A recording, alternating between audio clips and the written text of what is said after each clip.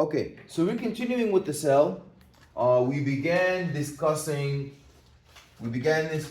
understanding that the cell is the basic unit of life, and this was one of the questions on the quiz, that the basic, most fundamental unit of life is the cell. And many cells together, they give us a tissue, so we are moving closer and closer to the tissue. And after the tissue, we have an organ, but the organ does not work by itself. So for example, we have the heart, that's an organ, but we don't have a heart system. We have the intestine, we don't have the intestine system, but we have the digestive system. We have the cardiovascular system. So these organs work together to give me a system. So we have an organ system. We have an organ system. And many organ systems working together give me the organism. And many organisms give me the population. And that is reproductive biology. We began this course and we illustrated that there is actually a lower field on the bottom, below the cell, that is actually the most fundamental. And these are the subatomic particles. The subatomic particles, and these are your atoms, and these are your molecules, and these are your proteins and carbohydrates and nucleic acids. These are your macromolecules and micromolecules. And we also learned about the organelles. And we've learned that a cell will not function at optimal capacity unless these subatomic particles are intact, unless the organelles are functioning structurally and physiologically at optimal capacity. We're also going to learn that it is this nucleic acid, the DNA and the RNA, they are the ones who ensure that the cell has what it needs to function and do its job, and to associate properly with the tissue, and the tissue then working with the organ system. We already began discussing the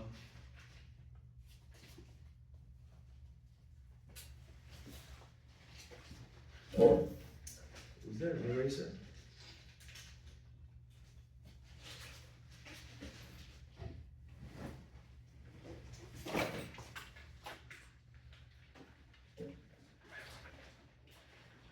I think I saw an eraser just now. You wanted to see the piece of paper? I think I just had the eraser.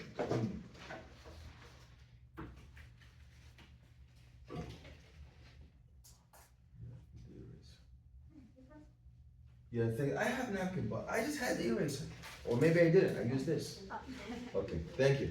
I'll pick that up in a little bit. Thanks. Okay, so now we talked about, yes, we have talked about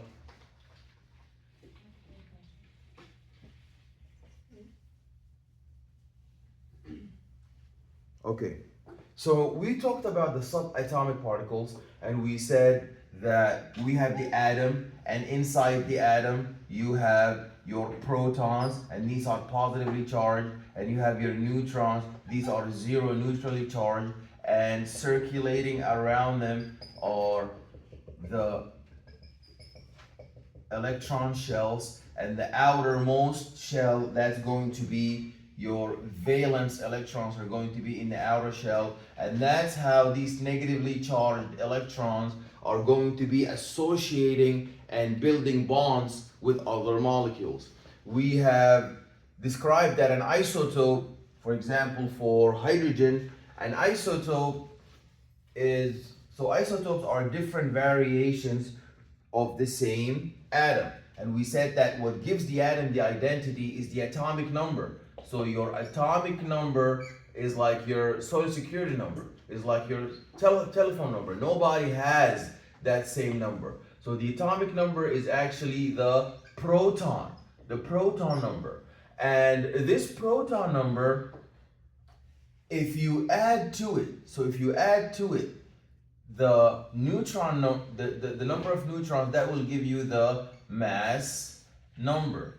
So the mass number is the proton number and the neutron number. Okay, so we begin discussing the atom, and we've said that the hydrogen isotopes are, the first one is protium,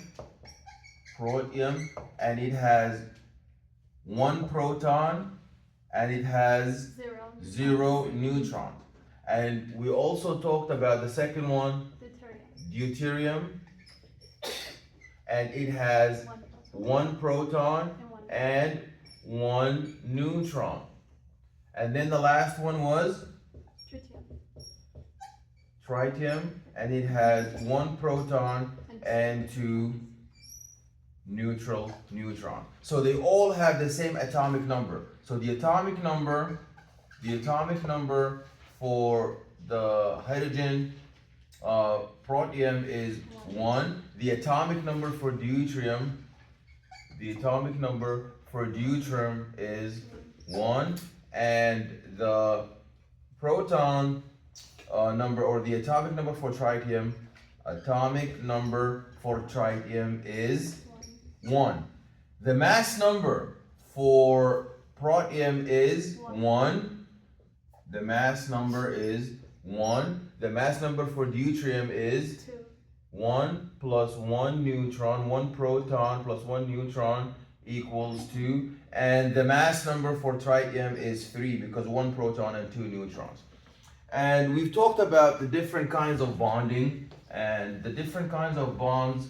We talked about the most basic one, and these are the covalent bonds, and we gave an example to carbon dioxide,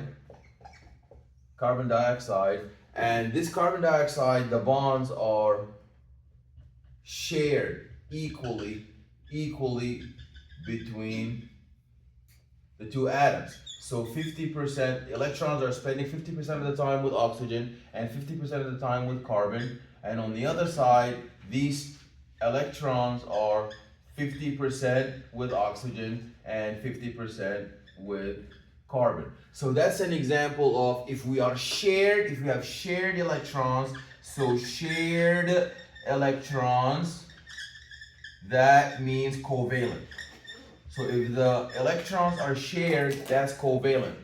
But if they are shared equally, like here, that is nonpolar, because the electrons are not polarizing to one side of the bond. They are shared equally. But in the case of oxygen with little hydrogen, or nitrogen with little hydrogen, what happens is hydrogen is more electronegative because all the electrons are pulled away by the big nitrogen, or here all the electrons are pulled away by little oxygen. So hydrogen is more electropositive and oxygen is more electronegative. Nitrogen is more electronegative. Same here. Hydrogen is more electropositive and nitrogen is more electronegative. Hydrogen is more electropositive and oxygen is more electronegative. So that's an example. Obviously the electrons here are shared, but they are shared. Are they shared equally? They're not shared equally. The bond is polarizing more to the oxygen. So that's an example of a polar covalent bond. Okay. Then we saw that in water, if we want to dissolve something in water, like sodium chloride, we've seen that sodium chloride is a type of an ionic bond because these electrons, they are not shared. So sodium lost an electron and therefore it became a cation, and this chloride gained an electron and therefore it became an anion, and this bond is known as a ionic bond. So this is an example of a salt. A salt is comprised of polarized molecules, cations, ions. So you would have within the salt, like calcium chloride, So the same thing, calcium chloride. Calcium is more electropositive, it's a cation, and chloride is more electronegative, it's an anion. When you put both in water, what happens is It's the iron. the water, this oxygen is more electronegative and the hydrogens are more electropositive. So what happens is the oxygen who's electronegative is going to have a bond with sodium who's electropositive, and chloride who's electronegative is going to have a bond with hydrogen who's electropositive. Are we clear? So that is how the solvation happens. This is how water dissolves and solves everything. So the salt bond is broken because the oxygen who is more electronegative will bind with the electropositive part of the salt, while the electronegative part that left over is going to bond with the hydrogen proton. So this is how the bonding happened. Then we have to understand that we also have polar molecules and non-polar molecules. Polar molecules are the ones who are charged and ones who are able to dissolve in water, meaning they can have a relationship with oxygen who is electronegative and hydrogen who is electropositive. So if you drop oil or if you drop methane, CH4, can CH4 dissolve in water? Can CH4 dissolve in water? Can CH4 dissolve in water? So it cannot, because for water I need O with H and H. Okay? So oxygen is really electronegative and hydrogen is very electropositive. Oxygen is really electronegative and hydrogen is very electropositive.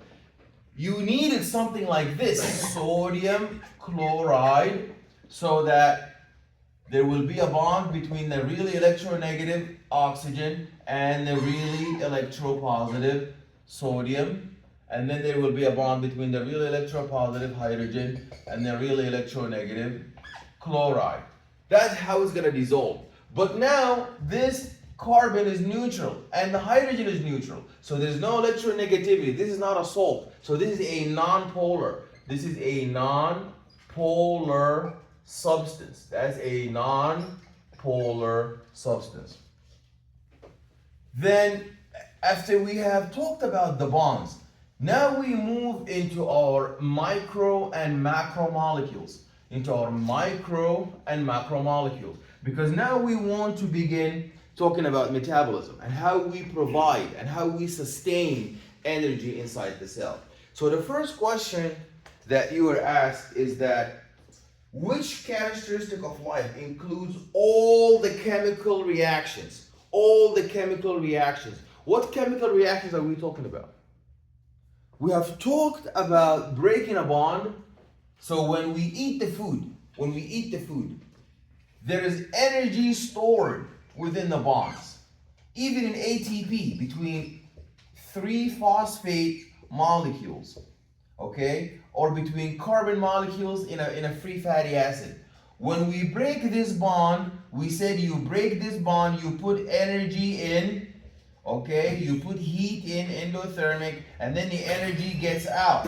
That is when the energy gets out, that minus delta G, that's exergonic. You guys remember exergonic? That is exergonic. And if you have too much energy you want to store, what happens is you supply your energy in, and what happens is you get a positive delta G, and that's an endergonic reaction. So we are so concerned with energy storage and energy harvest, energy breakdown. And these are the chemical reactions. We are building up and we are breaking down. We are going from micromolecules into macromolecules if we want to store, or we go from macromolecules into micromolecules if we want to break down. These are the chemical reactions of life. What's happening inside the cell? It's either we are breaking down a macromolecule to a micromolecule to get energy, or we are building up these micromolecules into bigger molecules so we can store that energy. So we're either doing anabolism, we're storing, building up, or we're doing catabolism, we are breaking down, breaking apart these molecules to get the energy from them. So an ATP molecule can give me about 12,000 calories. So if I break one bond, I get the energy of 12,000 calories. And if I have too much energy, I had a big pancake meal, so that's a lot of energy. So I use as much as I need, but I don't need anything because I'm laying down on a couch. Then I need to store it in the form of chemical bonds. So this is catabolism when I break down, anabolism when I build up. So this anabolism and catabolism is metabolism. So some people put homeostasis. Okay, some people put homeostasis. That doesn't make any sense. Homeostasis is when you have a constant internal, environment. If it's cold outside, you don't want hyper, you don't want hypo, you want you. So this is not metabolism. Metabolism is with energy. Okay, homeostasis is sustaining life. Okay, ensuring that you're not dealing with some form of stress. Okay, so now we gotta go into our molecules. We began with the first micromolecule, and that is your amino acid. So amino acids have an alpha carbon, has how many terminals? 4 terminals. 3 of them are shared. The second one is an alpha carbon with 3 terminals. Then you have an alpha carbon with 3 terminals. So these are alpha carbons. They have the same thing in common. They have a hydrogen terminal, hydrogen substituent, hydrogen substituent, hydrogen substituent. And next to the alpha carbon, you have an alpha carbonyl. This is called an alpha carbonyl with an OH. That's an alpha carbonyl, always on the right, alpha carbonyl, because it's next to the alpha carbon, alpha carbonyl, because it's next to the alpha carbon, alpha carbonyl, because it's next to the alpha carbon. Then you have an alpha amino, N with 3 H's, N with 3 H's, N with 3 H's, N with 3 H's. Okay, and what makes all of them different is the R group. So what makes amino acid 1 different is the R group, R1. What makes the second amino acid different is the R group. That makes it R2. And what makes the amino acid different is the R group. That what makes it R3. That is R3.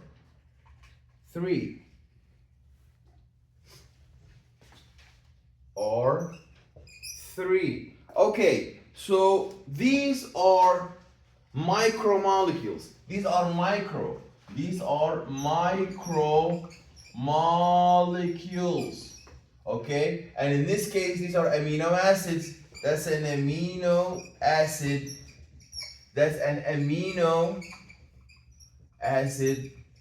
That is an amino acid. But now I don't want an amino acid. I want a protein. So if I want a protein, I have to go up. So when I go up, okay. Let me redraw this down here because we're going up. So alpha carbon with 3 terminals, alpha carbon with 3 terminals, and alpha carbon with 3 terminals. Okay, who is to the right of the alpha carbon? Who is to the right of the alpha carbon? Alpha carbonyl. Alpha carbonyl, thank you. And who's to the left of the alpha carbon? The alpha amino. Because the alpha amino, that's the alpha amino. That is the alpha amino. That is the alpha amino. That is the alpha carbonyl. That is the alpha carbonyl. That is the alpha. And that's the hydrogen. That's the hydrogen. That's the hydrogen. And what makes all of them different is for R1, that's the R1, R1, and that is R2, R2, and this is known as R3. Okay, so if I want to go up now, these are micromolecules. These are micro. Down here, these are micromolecules. These are micromolecules. If I want to go up, these are now macromolecules. My micromolecules here are amino acids. These are amino acids. Okay, these are amino acids. And these are amino acids. This is the micro amino acids, and up here, that's a protein polypeptide. So it's a peptide bond. Protein polypeptide. So I'm going to become a protein. So how do I become a protein? I become a protein by moving up, by building up. So when I move up, I build up. That's build up. Building up means storage. Storage. Okay, that's storage. Storage means anabolism. Okay, that's anabolism. Storage. Build up. So here, that is an example of a endergonic reaction. That is an example of positive delta G. So what happens is I build up. This is anabolism. So how do I build up? I build up by removing water, minus H2O. So going uphill, going upward, what do I do is the arrow points to the outside. The arrow points to the exit. The water exits. Minus H2O. Minus H2O. The water exits. So when the water exits, I remove H2O. So who gives me my OH? My carboxylic terminal. Who gives me my H? My alpha amino terminal of the other amino acid. So one side of the amino acid, the left side, always the left side is your carboxylic. The right side is your amino terminal. So the left side is the carboxylic, right side is the amino terminal, and they all water come out. H2O, exit, minus. H2O, exit, minus. So when the H2O exited and minus and it left out, now you're going to have a bond. So now OH is gone from this side, H is gone from this side, and you connect. And you connect. Okay? OH is gone from this side, H is gone from this side, and a bond is connected. This bond that is connected because the water has left. Because the water has left. What's the name of this bond? Peptide bond. Peptide bond. That's a peptide bond. That is a peptide bond. That is a peptide bond. So that is if I want to store. So now I ate a big meal of pancake, but I'm not running to burn it down. So my body don't need energy. It's going to start building up, storing. And when the water comes out, what's this reaction called? This is called dehydration. That's called dehydration. That is known as dehydration. That is known as dehydration. That is known as dehydration. Dehydration. But now let's say the opposite is happening. In the opposite, I am burning. I am burning down. So now I ate a meal and I need to go to work and start running around. So what happens is we point now downward. We do not point upward.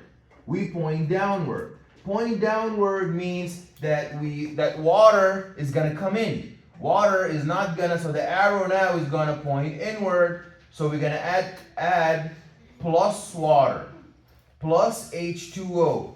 We're gonna start breaking this peptide bond by adding water, plus water. That's known as hydrolysis. Breaking down water, known as hydrolysis. We break down the bonds, hydrolysis, and then the amino acids are going to be separated. So when we break down the bond, this is no longer catabolism. This is no longer anabolism. This is catabolism. Catabolism, and that's breakdown. That's breakdown of molecules. Catabolism, hydrolysis, breakdown, and that's how we get the energy. So now when you break this bond, what happens to the energy? The energy goes in or goes out? It goes out. Yeah, it goes out. So that's an example of what kind of ergot. Is it an endergonic or is it an exergonic? That's an exergonic. That's a minus delta G. That's a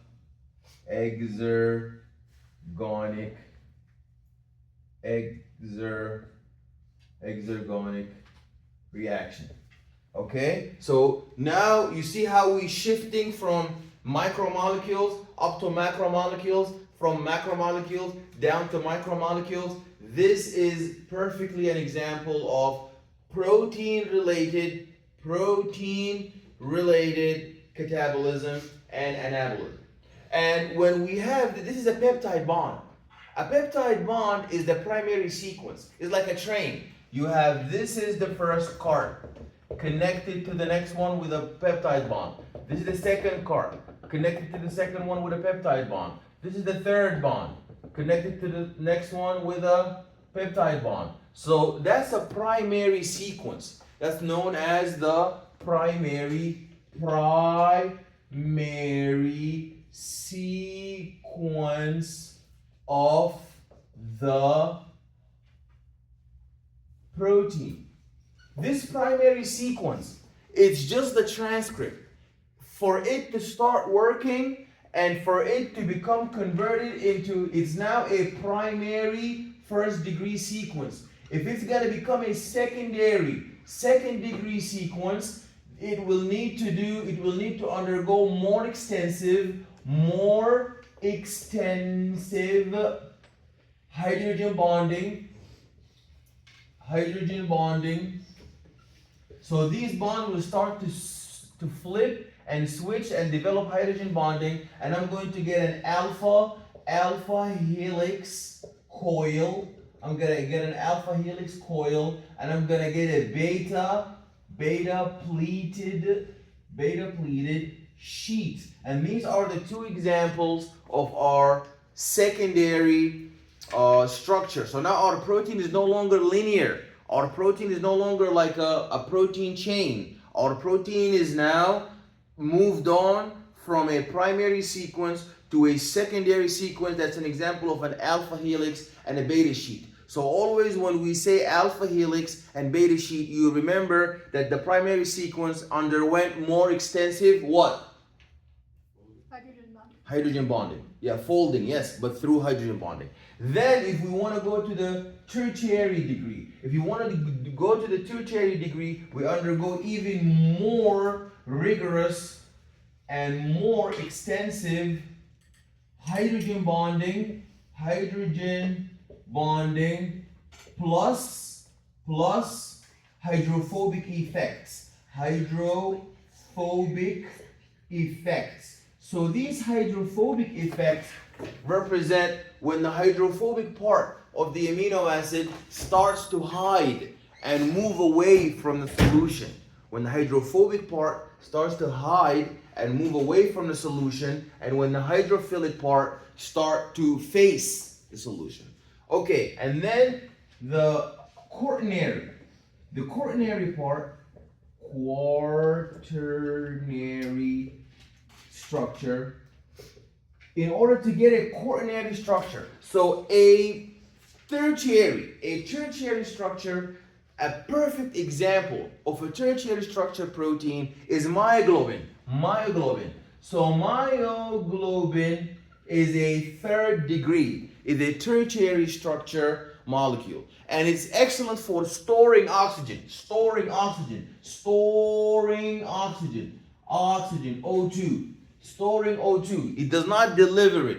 It is hemoglobin. Hemoglobin who is able to deliver oxygen. Hemoglobin is the one who is able to deliver oxygen. And hemoglobin is a quaternary. So hemoglobin is a quaternary structure protein, 4 degrees, and that is important for transporting and delivering oxygen. You're gonna see this a lot. What's the difference between myoglobin and hemoglobin? What's the difference between myoglobin and hemoglobin? There's two differences. Structurally, how are they different? Hemoglobin and myoglobin. Myoglobin is tertiary, 3rd degrees, and hemoglobin is quaternary, 4 degrees. Hemoglobin has 4 subunits, while myoglobin is 3. Then, what's the other difference? Functional difference. Myoglobin is useful for what? Storing oxygen, while hemoglobin is useful for what? Yeah, transporting oxygen. Excellent.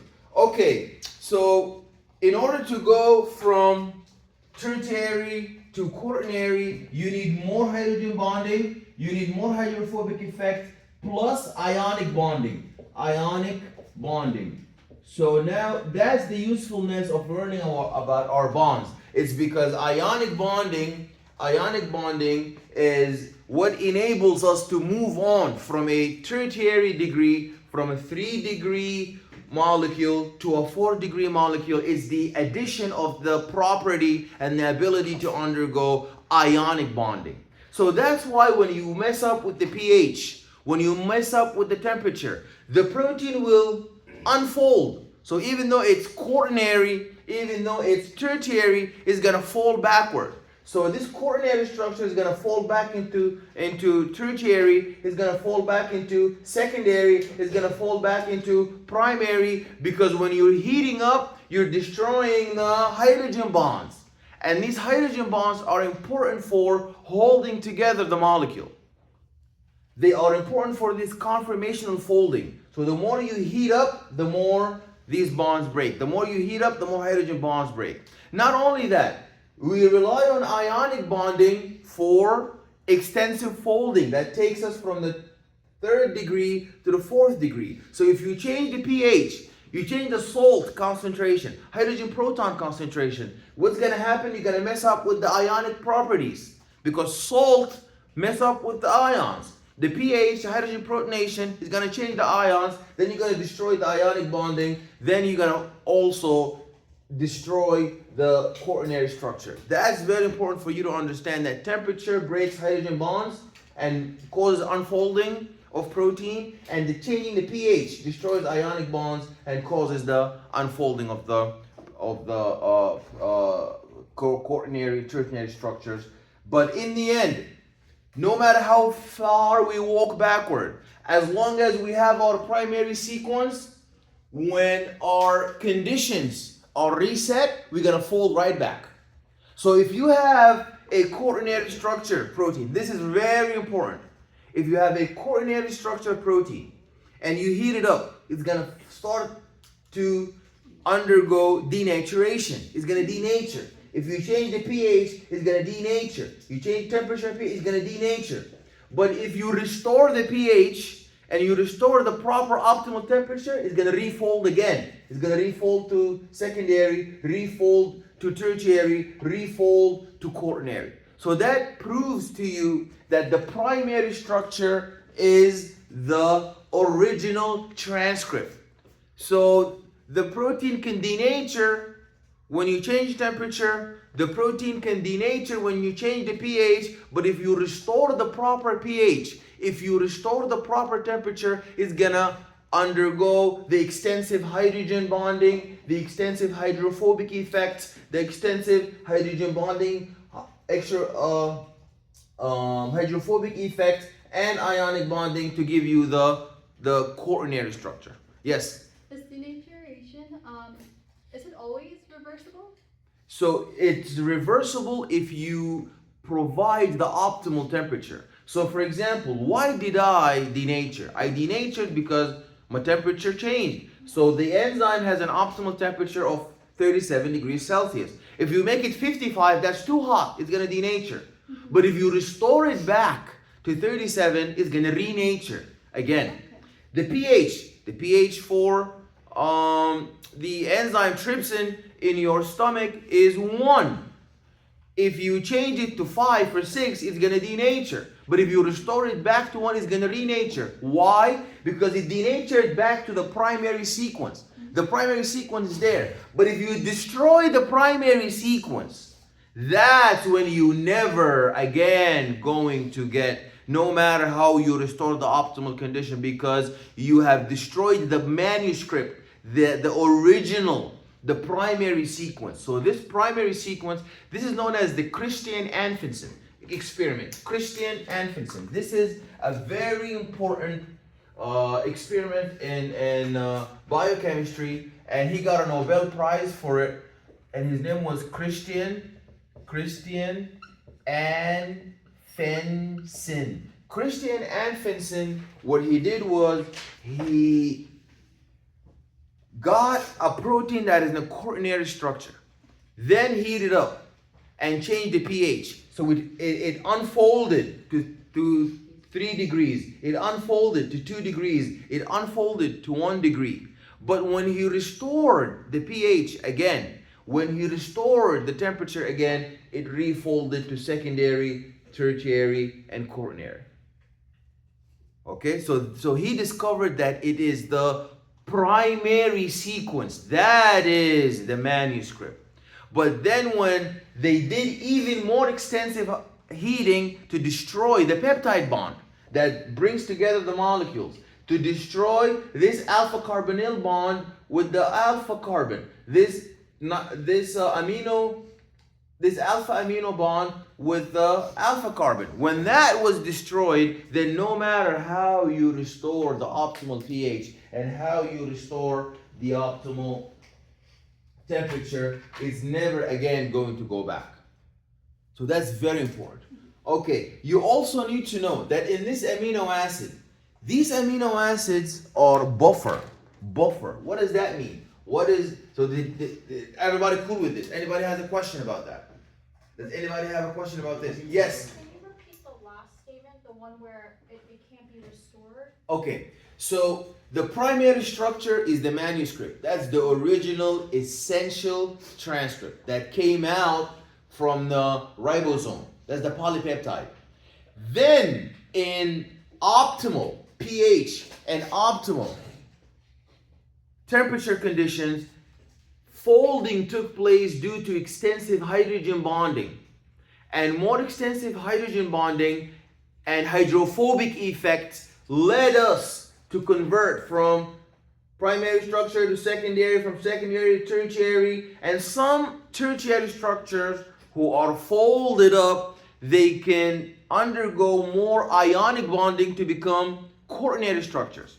So Christian Anfinsen in his experiment heated up this quaternary structure protein. He realized that the more he heated up, the more he messed up with the pH, is going to unfold and disintegrate and denature. It's going to denature, the protein denature from quaternary 4 degree to tertiary 3 degree to secondary 2 degrees to primary, to the original polypeptide that came out of the ribosome.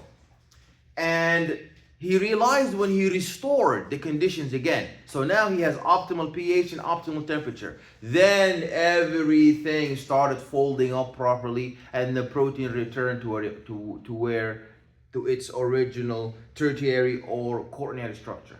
But he realized if you mess up the pH too much, you change the electricity too much, you change the salinity too much, you change the temperature too much, to the point where even the primary sequence is destroyed. The peptide bonds holding the amino acid sequence are broken. The alpha amino with the alpha carbonyl bonds with the alpha carbon are broken. He realized now that is irreparable. So that's how he got a Nobel Prize, because he discovered the important one is not the quaternary structure. People assume that hemoglobin is important because it is the quaternary structure. The quaternary structure is what enables hemoglobin with 4 subunits to bind oxygen and bind carbon dioxide and transport them. But people don't know that it is actually the primary structure that enables that particular folding. And we can destroy the the hemoglobin, but if we restore its conditions its optimal conditions for the primary sequence, is gonna fold right back. It's gonna fold right back. So the primary sequence is the original, most important manuscript. It has all the information into how this primary sequence is gonna fold. Any questions? Yes? What was the name of the one that stores oxygen again? Myoglobin. Myoglobin. So myoglobin is good for storing oxygen, but you cannot deliver it. But hemoglobin is good for delivering it. It's not good for storing it. Hemoglobin, when it sees a place that needs oxygen, will give it out. If it needs a place that doesn't, if it's a place that doesn't need oxygen, it will never give it out. But myoglobin, you need oxygen, you don't need oxygen, will never get it out. It's just holding it for storage. So myoglobin is storing oxygen, hemoglobin delivering oxygen. We will see that with the curve. It's called the Bohr effect when we move on to that. Okay, are we done with this? Anybody has a question about this region? Okay. If you were sleeping and you woke up and you heard something that you were not, do you have a question? Do you have a question? You did not? Okay. All right. So you don't want to sleep through this part, because this part is very important. That part was just a review, but this part is very important. So this amino acid is very useful, not only because the amino acid is part of the primary sequence. The amino acid is part of the primary sequence, and the primary sequence is the original sequence that has all the information to give us the tertiary and the quaternary, structure. The tertiary and the quaternary structure. Okay.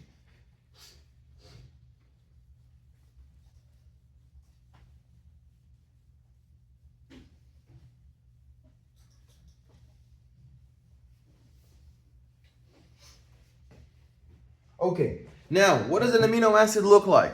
It has a alpha carbon connected to an alpha carbonyl, and the alpha carbonyl is connected to an OH group connected to the nitrogen with 3 H's, and it's connected to a hydrogen, and it's connected to an R group.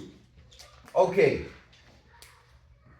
There was a question on the exam on the quiz about if the pH, what is the physiological pH? We agreed to what is the value of our physiological pH. So it's not a one number, it's a range. That's why we have a hyper and a hypo range for blood. So it's not a one number. The range is, the green range is 7.35 up to 7.45. You can swim within this range. If you go up more than that, that is alkalosis. That's basic. That's basic. If you go below this, that is acidosis. So Ty on the exam had a 7.48 pH. 7.48. So what does Ty have? Alkaline. He has alkalosis. Excellent. Okay. So your amino acid. Your amino acid has 2 terminals. That's the carboxylic terminal. That's the carboxyl terminal. And this is the amino This is the amino terminal, the carboxyl terminal, and that's the amino terminal. If your pH is too low, you have acidosis. What does that mean? If your pH, this is very important. If your pH is too low, it means that your hydrogen proton is too high. Your hydrogen proton is too high. The pH is too low, and it also means the hydrogen concentration is too high, the pH is too low, and we are acidic. So if the hydrogen proton is too high, this carboxylic side is an acidic side. While the amino side is a basic side. The carboxylic side is an acidic side, and the amino side is the basic side. If I have so much hydrogen proton, this hydrogen proton concentration that increases so much, I have excessive hydrogen proton.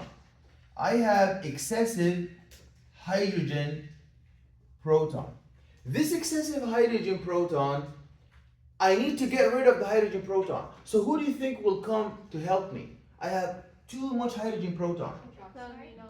The amino. Because what's a base? A base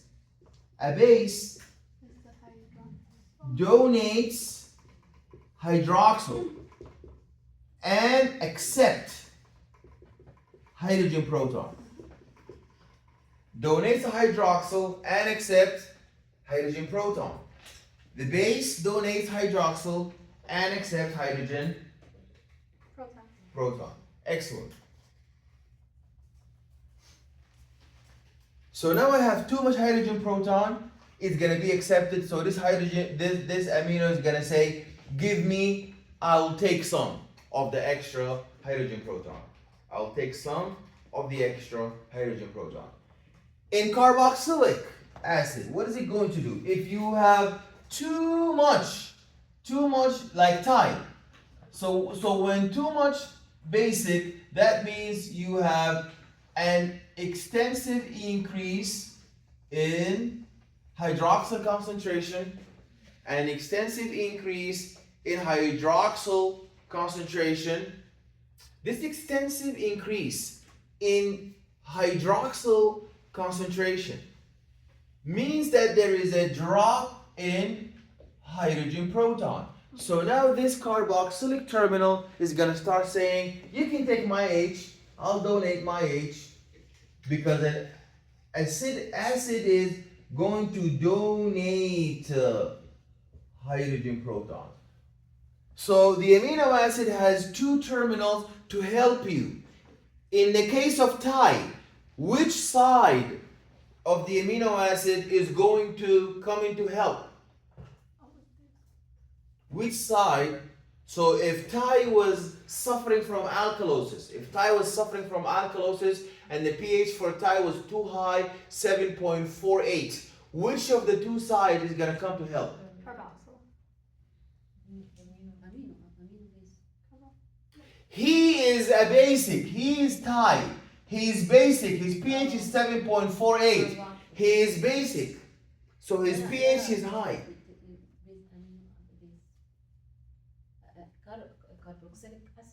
Yeah, so the acid is going to start saying the base is too high because the hydrogen proton is so low. I'm going to give you my H from the OH. I'm going to give you my H. So now it's going to start giving H's to bring up, to bring down the pH, okay, and make you more acidic because you were very alkaline. Okay? Are we clear? That's very important. So what does that make the amino acid? What is this property of the amino acid being able to help when it's too acidic? It's able to accept hydrogen proton. And when it's too basic, it's able to donate hydrogen proton. This bi property is known as what? Buffer. Yeah, excellent. So that makes it, that's a buffer system. And so this is the amino buffer system. Are aminos the only form of buffer system in your body. No, there is a respiratory system. So when you have acidosis, your respiratory system is gonna start shunting out, throwing out oxygen, throwing out hydrogen proton in the form of carbon dioxide, because carbon dioxide increases hydrogen proton. So carbon dioxide, CO2, is dissolved in the blood in the form of HCO3, and that is known as H2CO3. This is known as carbonic acid. This is known as carbonic acid. So your respiratory system is going to hyperventilate. It's going to hyperventilate, throwing out all of this carbon dioxide, decreasing the amount of hydrogen proton. This is very important. So when you're acidic, the hydrogen proton is so much, that means the carbon dioxide is so much in your blood. So you're going to hyperventilate. Hyperventilation, hyperventilate to get all of the carbon dioxide out of your blood. So that is going to be happening when we have so much acid. Also, your kidneys. Your kidneys are going to take a lot of hydrogen proton from the blood, throw it in the urine. A lot of hydrogen proton from the blood, throw it in the urine, because the hydrogen proton is so much in the blood. So we take from the blood, throw it in the urine, take from the blood, throw it in the urine, and that's going to decrease hydrogen proton. So your urinary system is like a buffer. Your aminos buffer system and your respiratory system. So in the case of Thai, in Thai the pH is 7.48. Thai, the pH is 7.48. That means hydrogen proton is so low. What is the amino buffer going to do? What is the amino buffer going to do? It's going to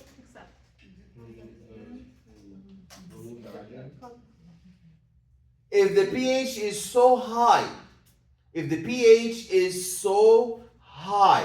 what is the amino acid going to do? It's going to donate a hydrogen. That carboxylic, so the answer is the carboxylic acidic side is going to donate a hydrogen, and that's going to bring the pH down. What about the respiratory system? What is it going to do? I'm sorry? Yeah.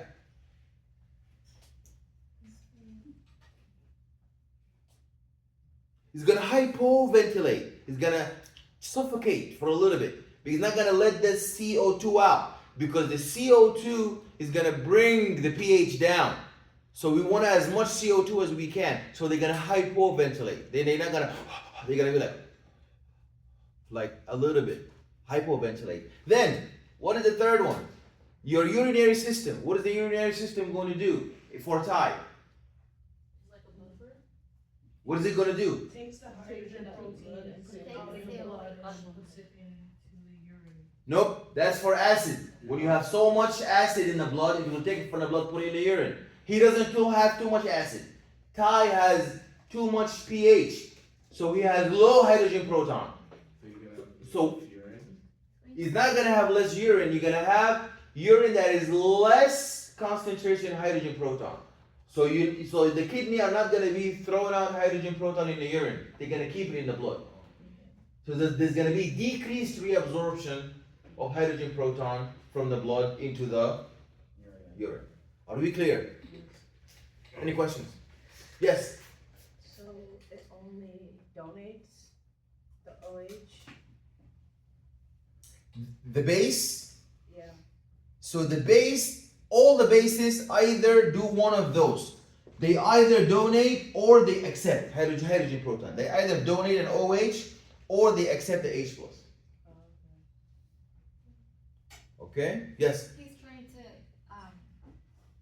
trying to retain protons, right? So it's increased reabsorption, right? So he's trying to retain? No, because we reabsorb into the urine. So I'm sorry, we reabsorb into the blood. So we're going to increase reabsorption of hydrogen proton from the urine into the blood. Okay, any questions? So that was as far as the proteins. We are now done with proteins. Let us now move on to the lipids. So lipids lipids are important because lipids are very important because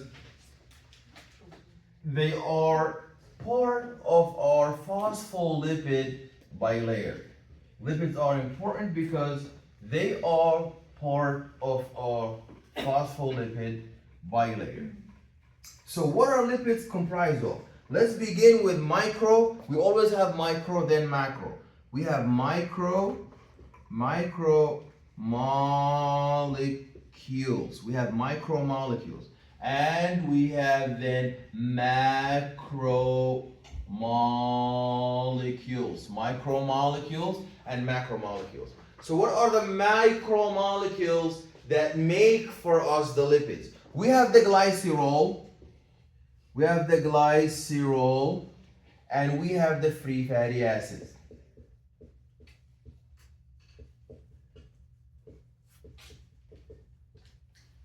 Glycerol is 3 carbons with an OH, with an OH, with an OH. That is one of the questions on your lab quiz. I asked you what is glycerol, and some of you said that it's a sugar because they mix it up with glycocalyx or glycoprotein or glycolipid. They saw gly, they thought that's a sugar. Nope, it's not a sugar, that's glycerol. And you also have free fatty acids. Free fatty acids look like that. Free fatty acids look like that. Free fatty acids look like that.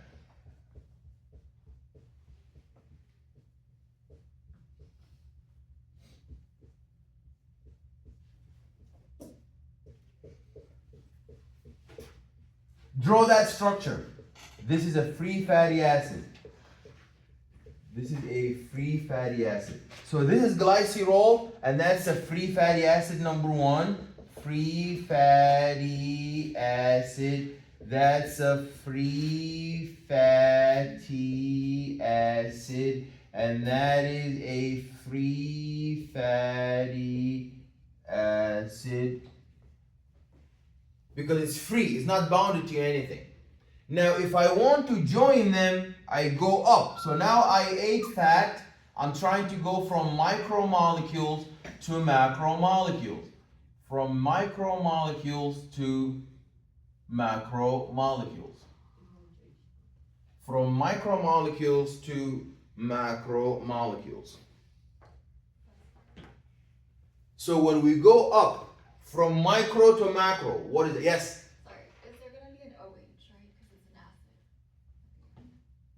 So where? Free fatty acid. Is it carbon? No, it's there's no OH. There's an H here. I'm sorry. No, there's no OH. Yeah.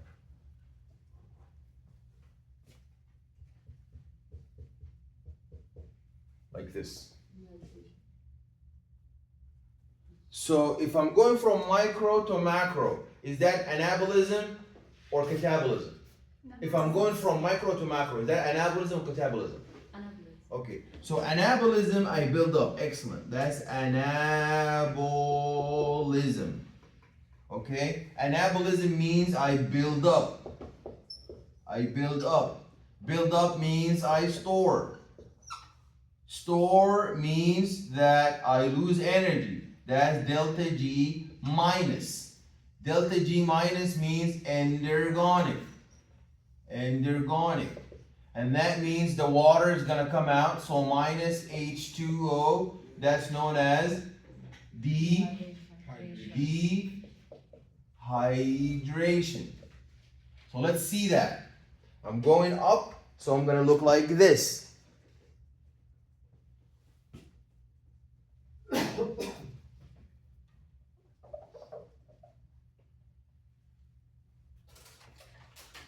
I'm going to look like this.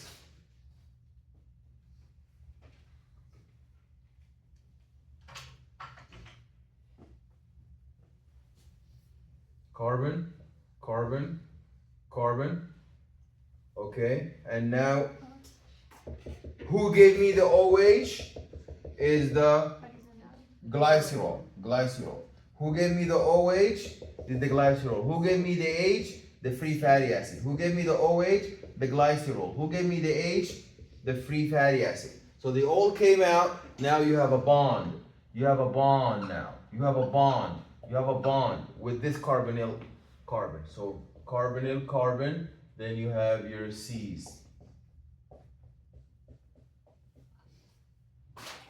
Yes, questions? I think the fatty acid has a carboxyl group at the end, so it should be an OH. Carboxyl group where? It's COOH, I think, because that's an aldehyde. The fatty acid, it's C double bond O COH. Okay, just give me a second, okay?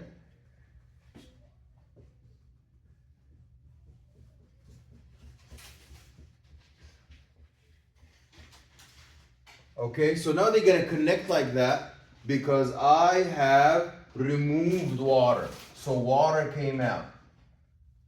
Minus H2O. So when water came out, I connected them, and now I have a macromolecule. What is this macromolecule now called?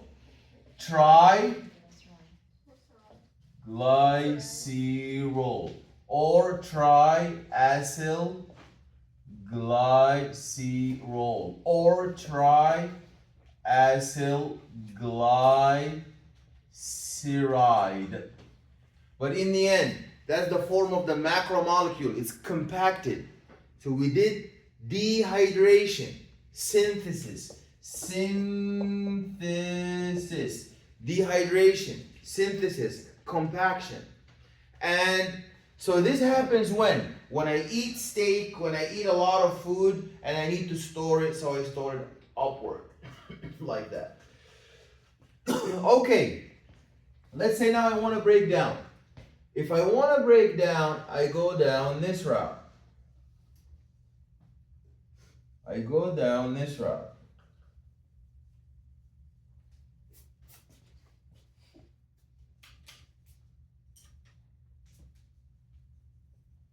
I go down this route.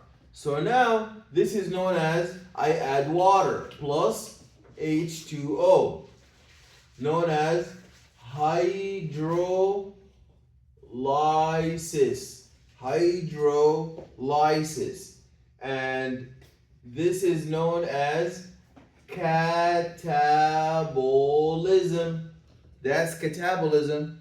And that is known as breakdown. Okay, catabolism breakdown. That is minus delta G. That is exergonic.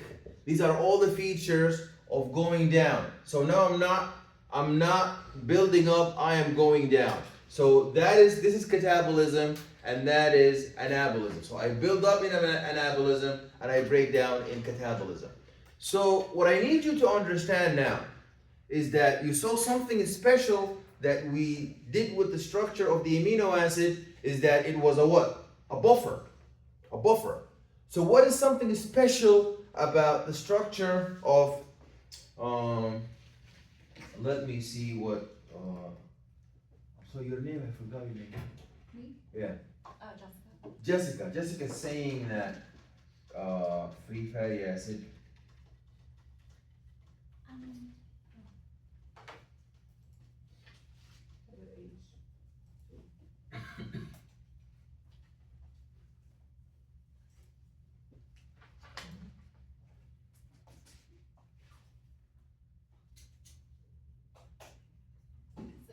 So triglyceride also has an O between the two C's. When you connect.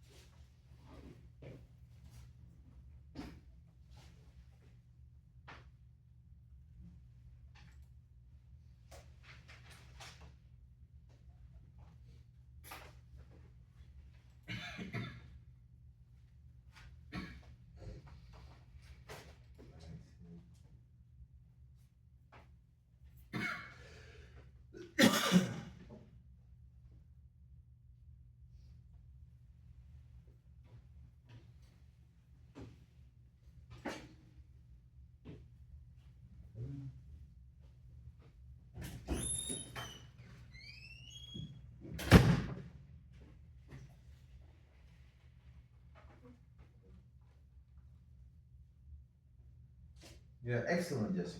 Very good. I messed it up. It's actually both of them have an OH. Both of them have an OH. Both of them have an OH. Both of them have an OH. Both of them have an OH. But when they connect, what happens is the free fatty acid gives an OH, the glycerol gives an H, and the bond is an O that was with this carbon. So it looks like that. Excellent job, Jessica. Excellent job. So what happens is the OH comes from here and the H from here. And the H from here.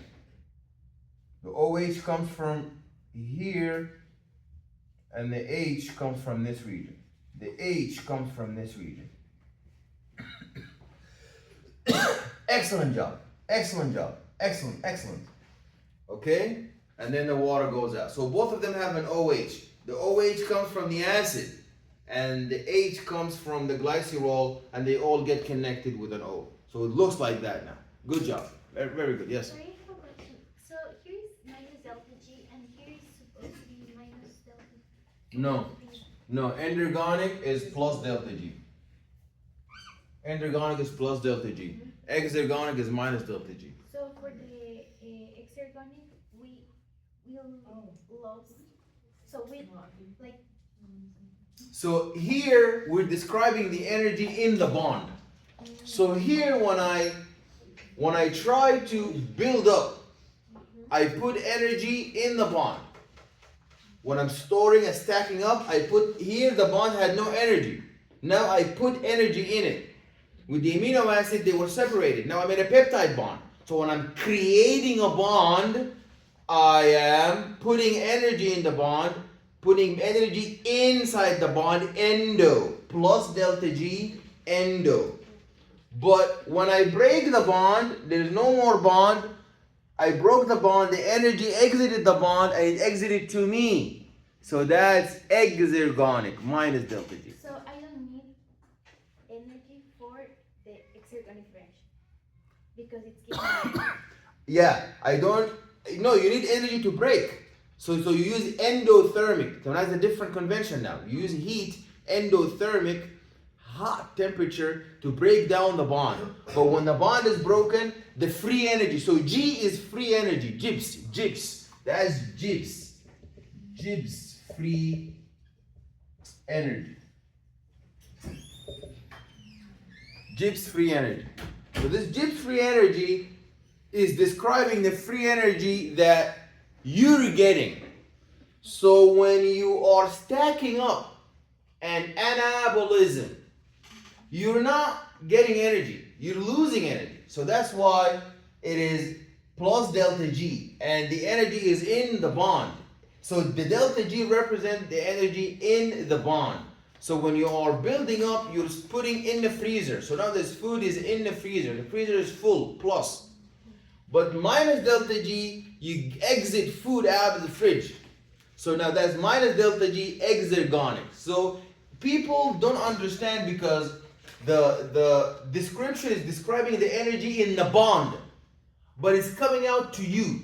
So when there's energy in the bond, that is an example of an endergonic reaction. There's energy in the bond and you don't have energy. The energy is in the bond, that's plus G. But in exergonic, the energy left the bond. So now the bond has no energy. You have the energy. So that's exergonic. So delta G describes the bond. If it's positive delta G, there is energy in the bond. That's endergonic. If it's minus delta G, there is no energy in the bond. So that means you got it. You broke it down, you ate it. The energy came out to you. Okay? Okay. So now I told you that something that's very special about the amino acid, that they were buffers. They were buffers. They were buffers. They were buffers.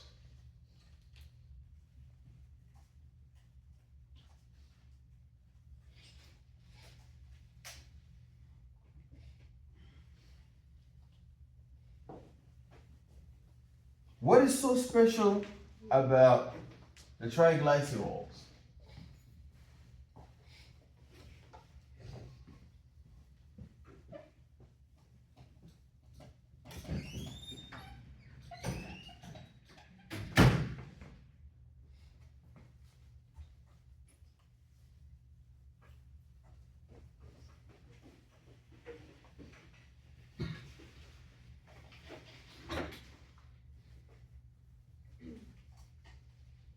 Okay, let's now look at what is so special about the glycerol. The glycerol has two tails that are hydrophobic, and one head we're going to replace it with this. One head we're going to replace it with this phosphate group, this red phosphate group that's minus charge. This phosphate group that is minus charge, and on top of that there is a choline. There is a choline group with a nitrogen, N, nitrogen. So it looks like that. And that's the phospholipid bilayer. So in the phospholipid bilayer, we remove one of the tails and we replace it with a head that's phosphate and a choline. With a phosphate and a choline. Are we clear? This is very important. So that's how your membrane phospholipid bilayer look like, just like that. So now let's see this. In our phospholipid bilayer, we have hydrophilic heads. We have hydrophilic heads because of this. Did everybody draw this structure? We have hydrophilic heads.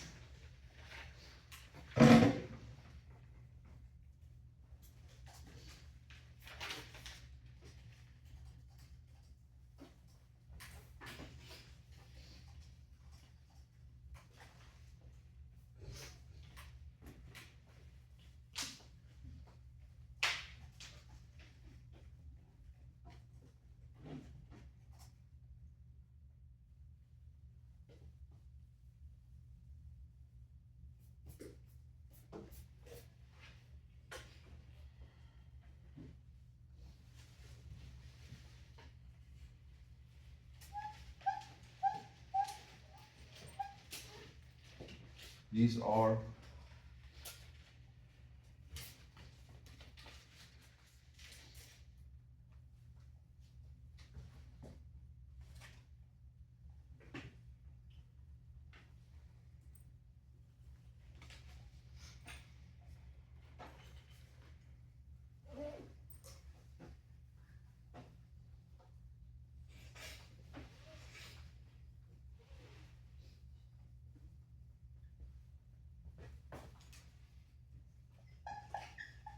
phospholipid bilayer with hydrophilic heads and hydrophobic tails.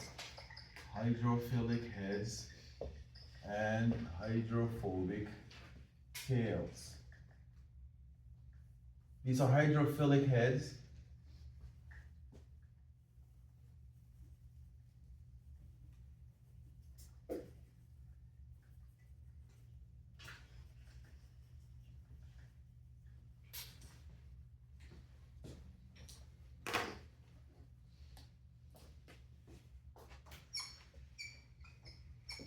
These are tails.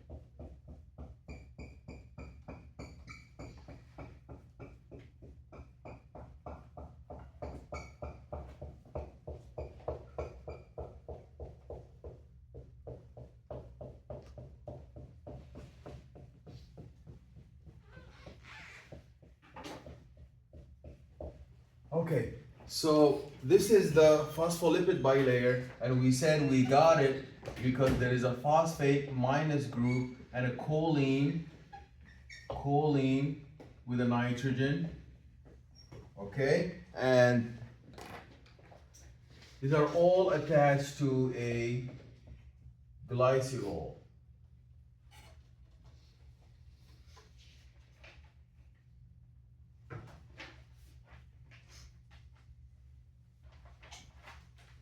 So this red part is the head that has a phosphate and a choline, and the tails are what's on the tails are what is on the back. So these are the orange. These are the orange. These are the orange.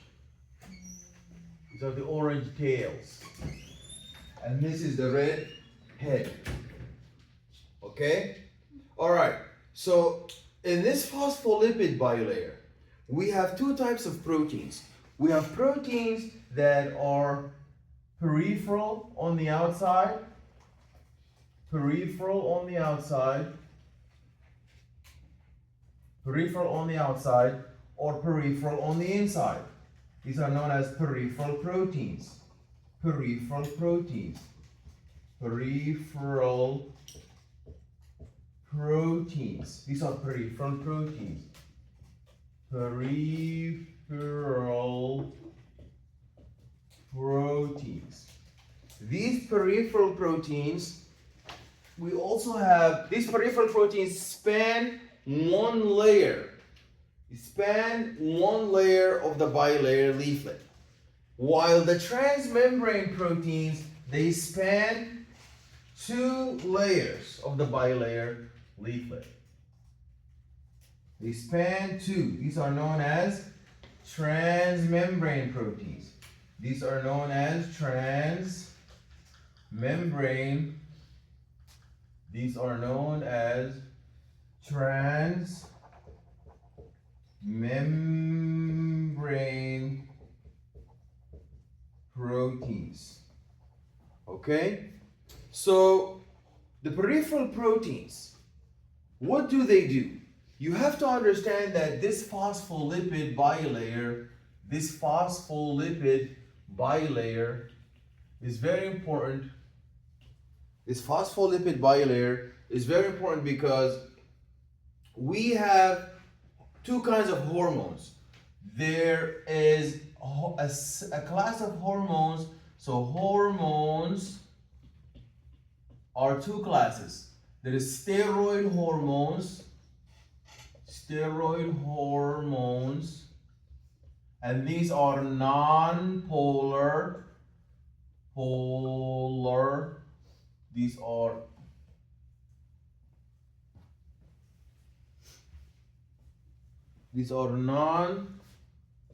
non-polar, these are lipophilic, and these are hydrophobic, such as testosterone, progesterone, aldosterone, estrogen. These are all cholesterol based. These are cholesterol based. Now these cholesterol based hormones, can they go through the lipid bilayer? You know the lipid bilayer has non-polar in the middle. Non-polar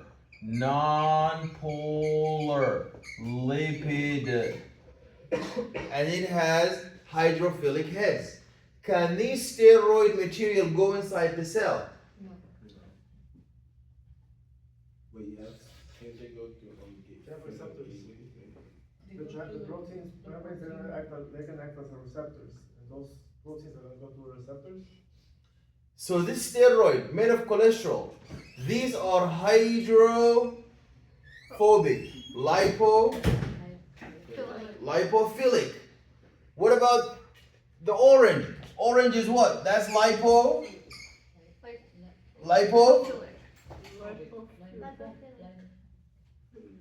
Lipophilic. That's lipid. It's a lipid. So it's lipophilic. That's a lipid. It's hydrophobic. So the core is hydrophobic. The core is hydrophobic. Now, this core that's hydrophobic is going to allow the passage of who? Of the same. What about the steroid hormones? They are all lipids, so they can pass through. So these are all orange. These steroid hormones are orange. They are lipophilic. They are hydrophobic. Testosterone, progesterone, estrogen, cholesterol. They are all orange. So they can come easily. They can cross easily. And they can go inside the nucleus. They can go inside the nucleus.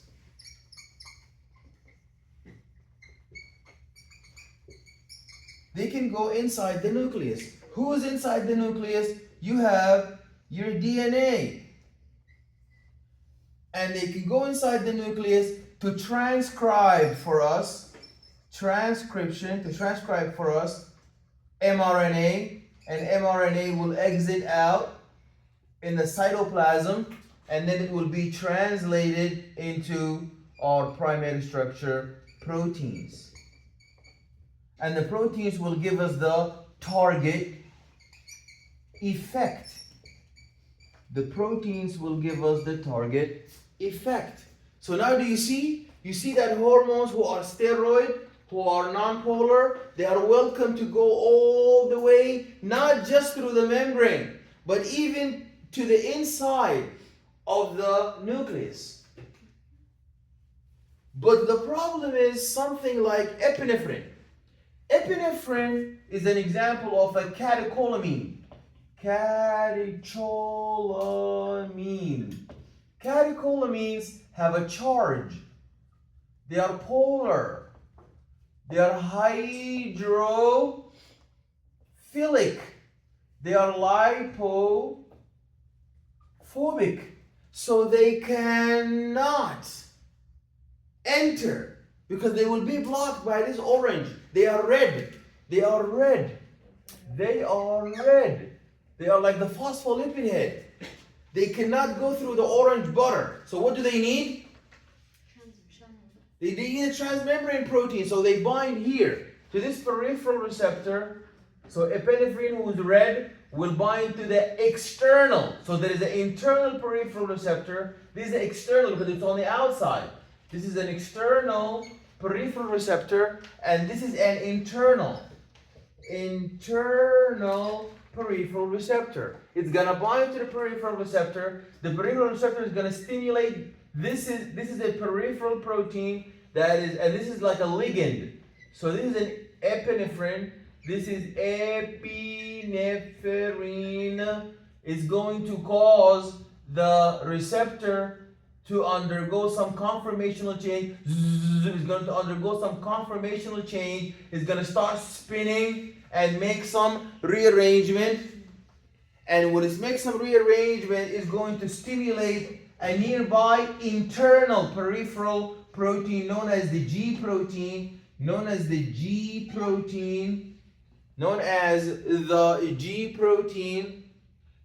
the G protein is going to go stimulate another transmembrane protein that's here, known as adenylate cyclase.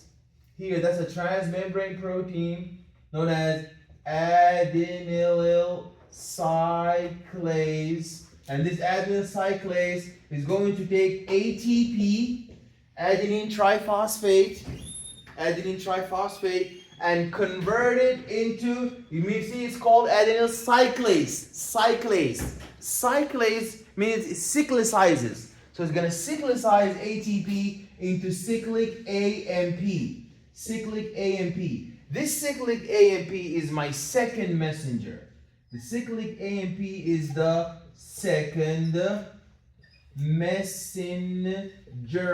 This second messenger is going to go activate for me a kinase. And a kinase, what a kinase does, it adds plus pi. Plus pi. It adds a phosphate group. It adds a tag, a phosphate group. It's going to add a phosphate group, and the phosphate group is going to turn an enzyme who was off, is going to turn it into on. And by adding this plus pi, by adding this plus phosphate group, and once it's on, the enzyme is going to give me a target effect. So, both of them are first messengers. The steroid hormones are first messengers. Steroid hormone is the first messenger, and the catecholamine is a first messenger. But the difference is, in the steroid hormone, the first messenger got all the way through, up until the nucleus. It entered the nucleus. It entered the nucleus. It entered the nucleus. But the catecholamine is the first messenger, but it could not enter. It only bound on the outside, caused a conformational change to the receptor, and then it needed a second messenger to give me the target effect. So in both cases, I have a first messenger and a target effect. But only with the charged hydrophilic catecholamine do I have a second messenger. Okay? Are we clear? Are we clear? Are we clear? This is very important. So that shows you how important the cell membrane is. So you have to understand this cell membrane really, really well. That it has these transmembrane proteins who could be receptors. Are all my transmembrane proteins receptors? No. Are all my transmembrane proteins receptors? Not at all. I have some transmembrane proteins that are not receptors. I have some transmembrane proteins who are not receptors. What are they then, if they are not receptors? Transmembrane proteins who are not receptors. So if you are a transmembrane protein, that means you only gotta be a receptor. So what is it gonna be? What about a protein channel? Is the protein channel a transmembrane receptor or no? Is the protein channel a transmembrane receptor or no? Yes, because in order for you to be a channel, you have to be in both leaflets. So this is an example of a channel. And how many kinds of channels do we have? We have two types of channels. One that is leak channel. That one is always open. It allows the ions to enter, like the gate in the park is always open. 5 a.m. is open. 3 a.m. is open. 4 a.m. is open. Is always open. Is always open. That's a leak channel. Leak channel. But the only difference between the leak channel and the gate at the park allows people to get in and get out in the same gate. You can use it as an entry and an exit, right? It's not like you can go in the park with that entry. If you want to leave, you got to go with some other exit. No. The leak channels are like that. They are not going to allow an exit and an entry at the same leak channel. So it's either a leak channel to allow you to go in or a leak channel to allow you to go out. The second thing, the gate in the park allows people, pet, scooters, everything can go through them. The leak channels, they only allow one type. So there's potassium leak channel. Nobody can go inside that leak channel except potassium.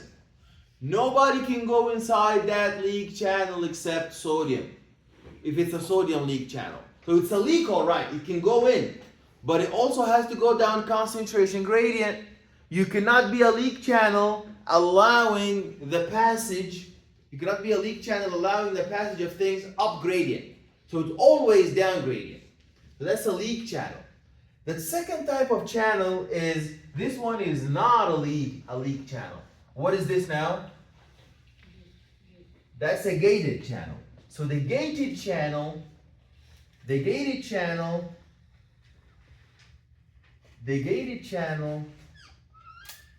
is closed, but it will only open. The gated channel is closed, but it will only open when the gate channel will close, but it will only open when there is a key to open it. So if there is a ligand like acetylcholine,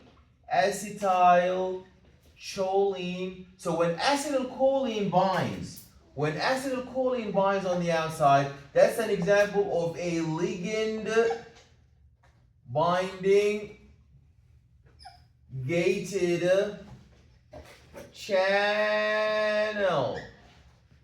There is also mechanical gated channels, like stretch receptors. If you touch them, like the baby stretching the cervix, you touch it, they will open. That's mechanical gated channels. There is also voltage gated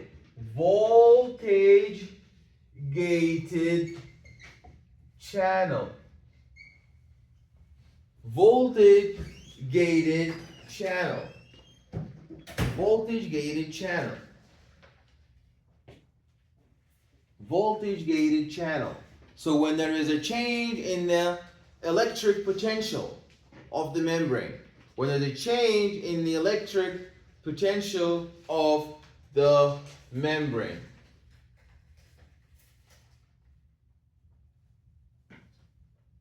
So these are the ligands. So there's ligands that cause them to open, there is voltage that will cause them to open, there is stretch that will cause them to open. But there's something need to be there to make them open. They do not open, they're not leak channel, they're not just open all the time. They need something to make them open. Are we clear? Okay.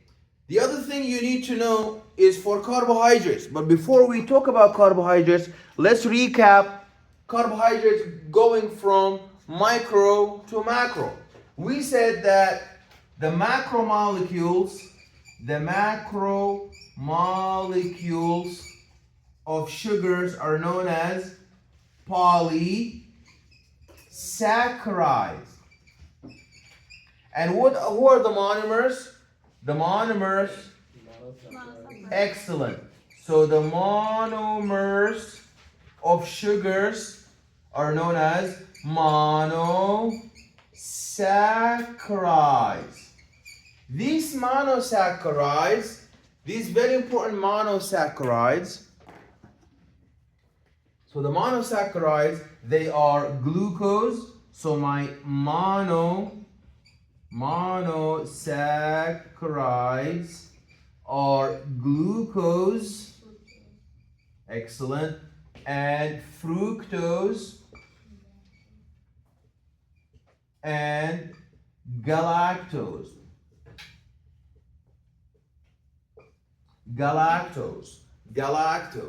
Glucose, fructose, and galactose. And then they add up together to give me disaccharides. Disaccharides are known as maltose,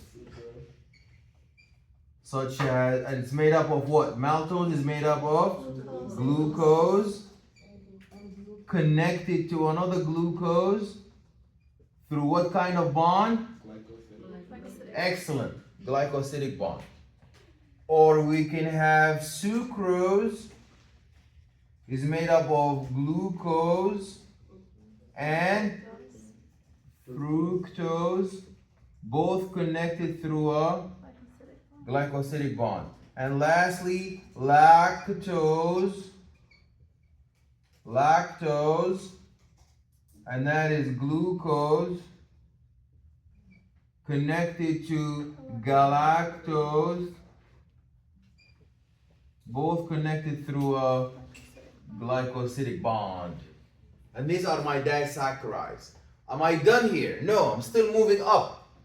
So now I'm moving up. This is anabolism. I'm still moving up. So now I can have my polysaccharides. There's 3 of them. What are my polysaccharides?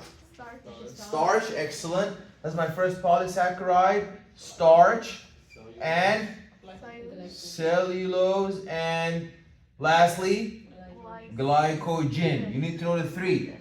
Glycogen, starch, and cellulose. Glycogen, starch, and cellulose. Glycogen, starch, and cellulose. Okay, these sugars are very important. These sugars are very important because they are associated with our plasma membrane. So our plasma membrane is not only phospholipid. Our plasma membrane is not only phospholipid. It has green. It has green attached. There is green attached to the peripheral protein. There is green attached to the transmembrane protein. These are known as what? Green attached to the transmembrane protein. Glycolipid. Excellent. These are glycoproteins. You're almost there. These, because they're attached to the proteins, so they cannot be glycolipids. They are glycoproteins because they are attached to the proteins. So these are glycoproteins. And then we have green attached to the membrane also. Green attached to the membrane also. Green attached to the membrane, to the lipid bilayer. So that, what is that known as?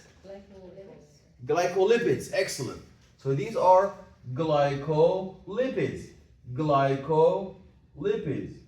Glycolipids. And these are attached to the proteins. Glycolipids. Glycolipids. These are glycolipids. So we said we combine the set of glycolipids and glycoproteins, and we call them what? Excellent. That's the glycocalyx.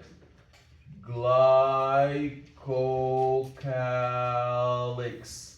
That is known as the glycocalyx. Glycocalyx. Now, what is so special about the glycocalyx?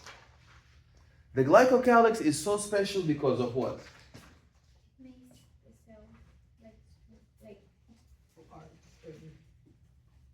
It's important for immunosurveillance because that's how your immune system is going to screen. It's going to screen the surface of all of your cells and identify self from non-self. It's going to be able to identify self from non-self by increasing the set of glycoproteins and glycolipids on the surface. Is this set mine? Is this set foreign? So that's why when there's a liver transplant, how does your immune system do a rejection, immune rejection? It will destroy this liver because it searches on the surface of the liver and sees a different set of glycocalyx, glycoproteins, and glycolipids, and then it will destroy it. Will damage this liver. It doesn't know that it's not foreign. So it's called immunosurveillance, being able to detect self from non-self by searching all of the glycocalyx. And no 2 people will ever have the same set of glycocalyx, except 2. And these are the twins, identical twins. Excellent. Twins mean fraternal too. Fraternal don't have the same glycocalyx. It's only the identical twins have the same glycocalyx. So that's how sugars are important. So when we build up sugar, we form glycosidic bonds. When we form macromolecules of sugar. Forming macromolecules of sugar takes glycosidic bonds, and that is through the removal of water minus H2O, and this is known as anabolism, and now the delta G is plus, and that is known as endergonic, because I'm storing the energy in the bond, and I'm storing up, building up. building up. But if I'm breaking down from the polymer, glycogen, down to my building blocks, now that is, I'm adding water plus H2O. That is hydrolysis. That is hydrolysis. That is catabolism. That is catabolism. Okay? Breaking down the catabolism, that is known as the Negative delta G. negative delta G, because there's no more energy in the bond. It's coming out to me, and that reaction is exergonic. Any other questions? Okay. So that's as far as my plasma membrane. Now we understood what's happening in the plasma membrane. Now we need to move down from the plasma membrane. So our cell has three different major compartments that we gotta break down. The first one was the cell membrane. We just talked about it. And with the child, we talk about the cell membrane. There's also one thing I forgot to add here, that is lipid. And what is sequestered? What is sequestered here between the orange? What is sequestered here between the tails? That's your cholesterol. So cholesterol is squeezed here. That's cholesterol in brown, cholesterol. Squeezed between the leaflets, squeezed cholesterol. So why is cholesterol useful? It adds to the tensile strength and rigidity. So the more cholesterol you have in the cell membrane, the more rigid that the cell membrane will be. So cholesterol is very important for the rigidity. The more you have it, the less fluid.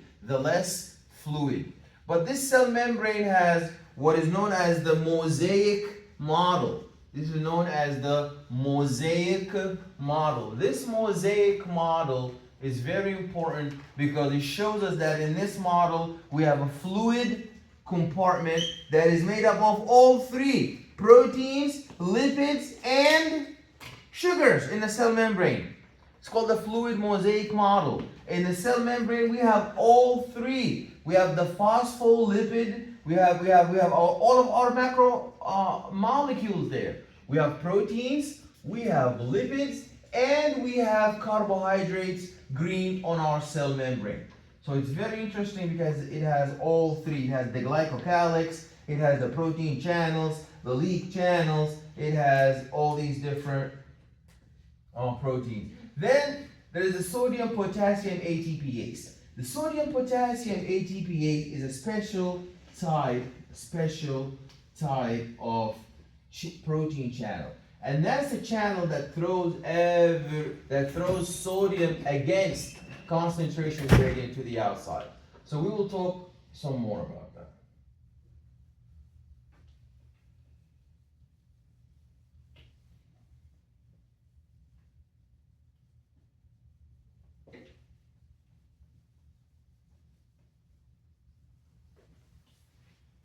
Okay, so we have to divide the cell into three major compartments. The cell is divided first of all into the cell membrane,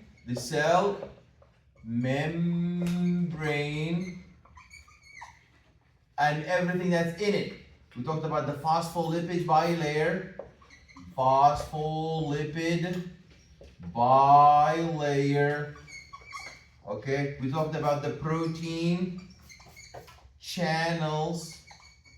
We talked about protein who are peripheral.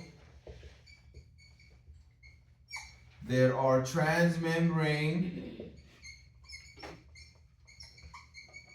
proteins, there are transmembrane proteins, there are peripheral proteins, and there are also glycocalyx.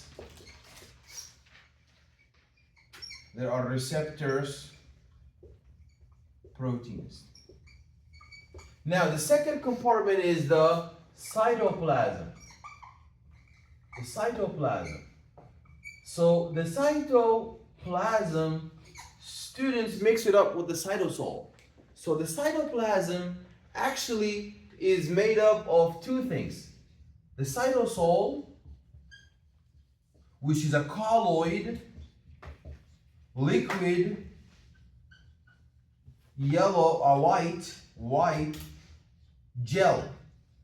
And we talked about what a solution, the difference between a solution, a lipid, and a colloid, and an emulsion. We said a solution is water, solvent, and dissolved in it are 10 nanomolars, 10 nanometers or less big, such as the glucose, such as your, so if you're below 100, if you're below 100 nanometers, like for example, glucose, salt, that's an example of a solution. When you have salt and small solutes. So when you have salt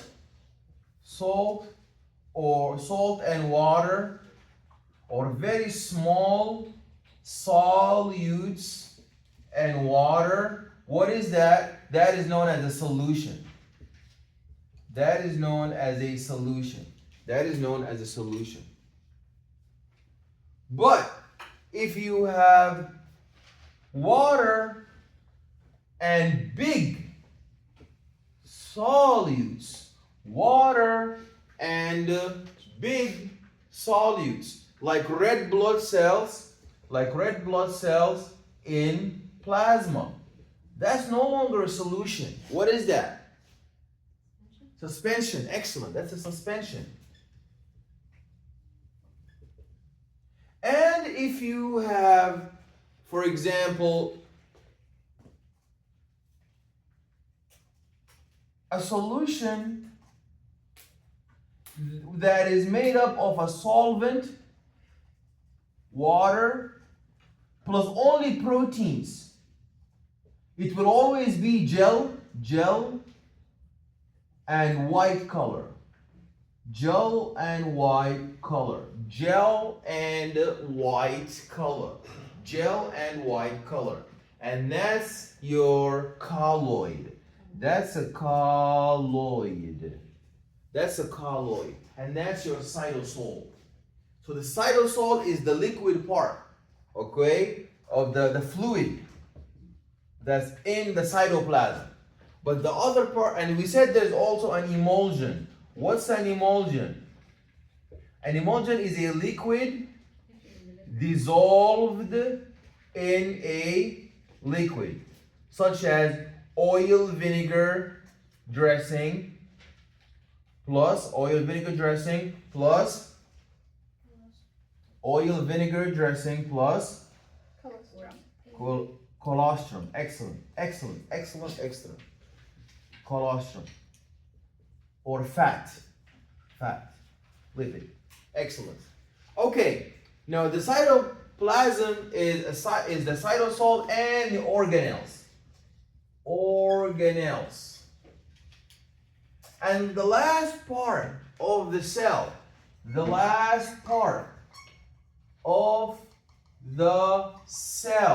what is the last part of the cell? That is the nucleus.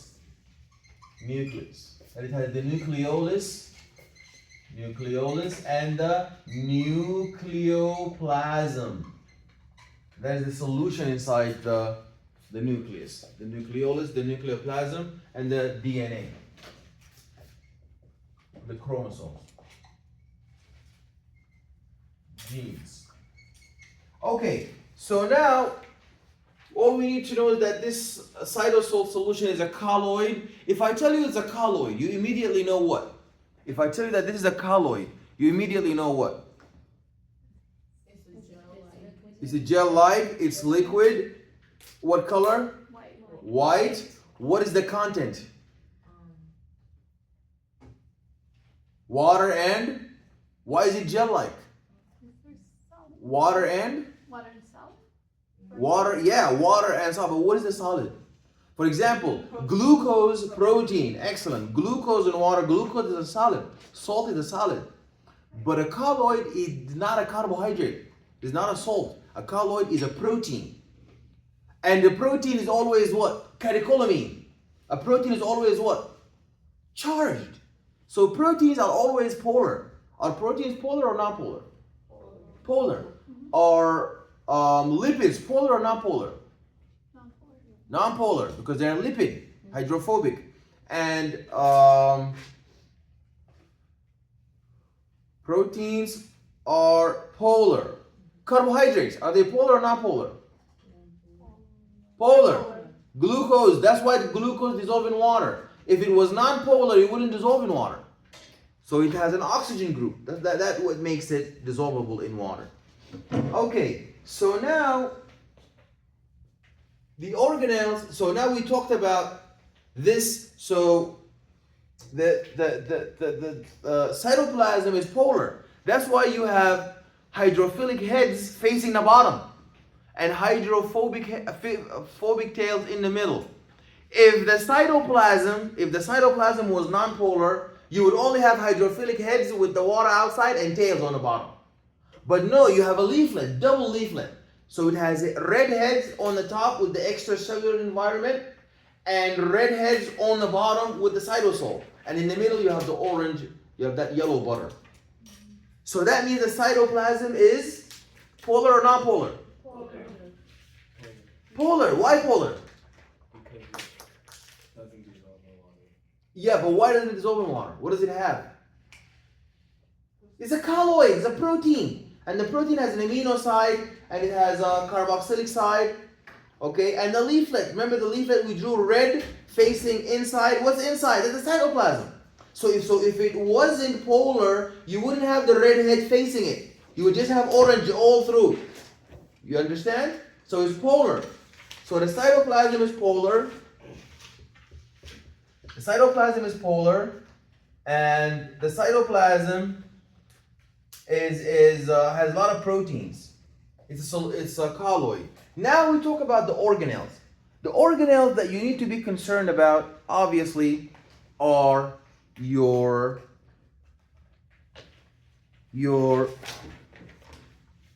Golgi body. So for example, the Golgi body is very important because it's like, you know the pita bread stack, when you stack them on top of each other, it looks just like that, but it's very important for packaging. So we're going to talk about all the organelles of the cell. The organelles of the cell are who are in the cytoplasm. So the nucleus is in the cytoplasm, but it is an own distinct region by itself. So the nucleus has all the DNA. The nucleus has all the DNA. So the DNA is double helix. We talked about this last week. We said that the DNA is made up of what? Is the DNA polymer or monomer? The DNA. Polymer. The DNA is a polymer. So the DNA is a macromolecule. DNA is a macromolecule. And it is made up of Nucleotides. micromolecules. So these micromolecules are the nucleotides. And these are the nucleic acids. And these are the nucleic acids. Okay, so in the nucleus, let's say this is the nucleus. You have a DNA. All of it is inactive except the region you want to transcribe. So what happens in transcription is, if you want to make a polymer, you always use polymerase. You always use a polymerase. So when you see ase means an enzyme. Lactase breaks down lactose. Sucrase breaks down sucrose. Maltase breaks down maltose. Ase means an enzyme, but not everyone is for breakdown. Like for example, polymerase is for anabolism, for making. So DNA polymerase, it makes polymers of DNA. RNA polymerase makes polymers of RNA. So what happens now is, in order for the cell, remember when we did the lab for cell division? For lab for cell division, if you had a cell,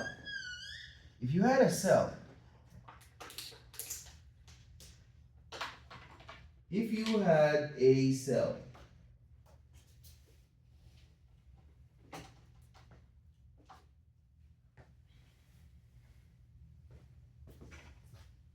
if you had a cell with DNA,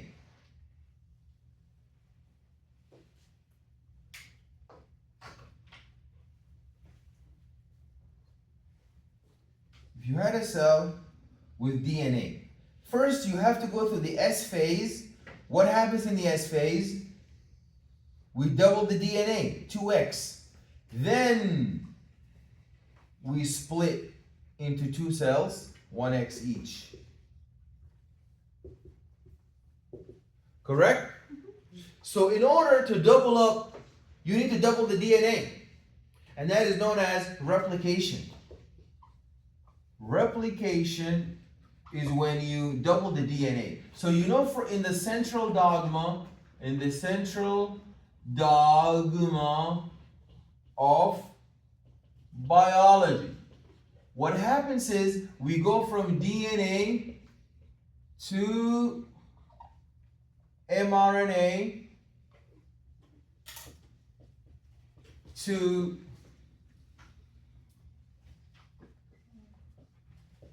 proteins.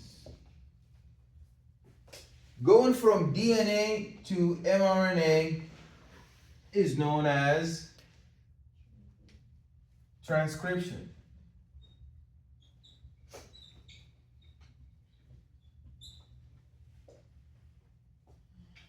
And going from mRNA to protein is translation.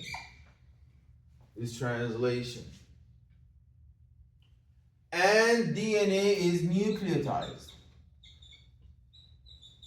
And mRNA is nucleotized. But protein is amino acids. Okay? The DNA, this process right here, from DNA to mRNA, that happens in the nucleus. It happens in the nucleus. But going from mRNA to protein, that happens in the cytoplasm. That happens in the cytoplasm. So if I want to replicate the DNA, I'm right here. I double it up, 2x. So I go from DNA to DNA. So for that, what kind of polymerase am I going to need? What kind of polymerase am I, if I'm going to make DNA, what kind of polymerase am I going to need? DNA polymerase or RNA polymerase? Yes. DNA, because if I'm polymerizing, if I'm going to make a polymer of DNA, I'm going to need a DNA polymerase. Now, when I did the replication, what happened in replication? In replication, I have the DNA double helix like that.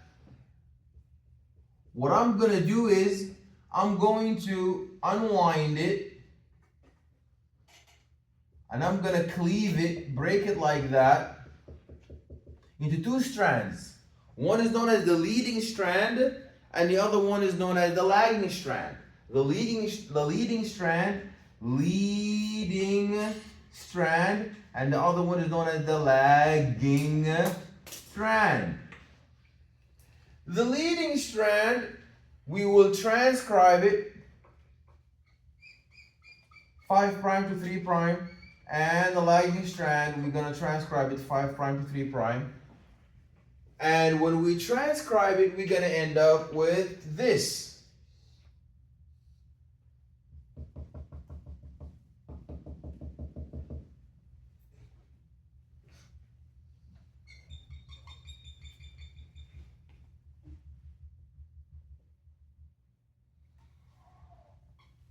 So now I have doubled my DNA. I had two strands who are brown. Now I have two brown, two green. So I have doubled. Then each one, then I'm going to separate them like this. Then the cell is going to divide. into two different cells, each one with an original copy and a replicated copy.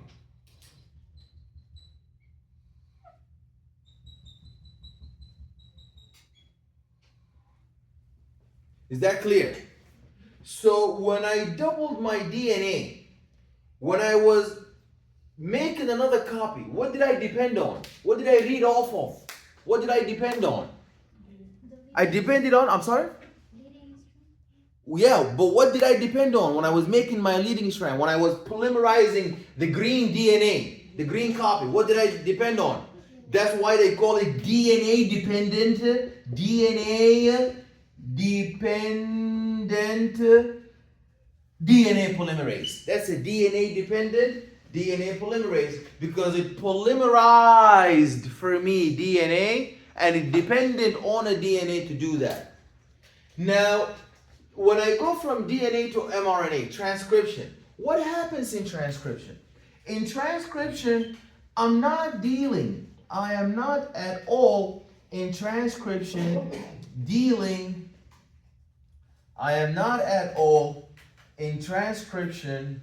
dealing with doubling the DNA. In transcription, it is also happening in the nucleus. So replication happens in the nucleus and transcription happens in the nucleus.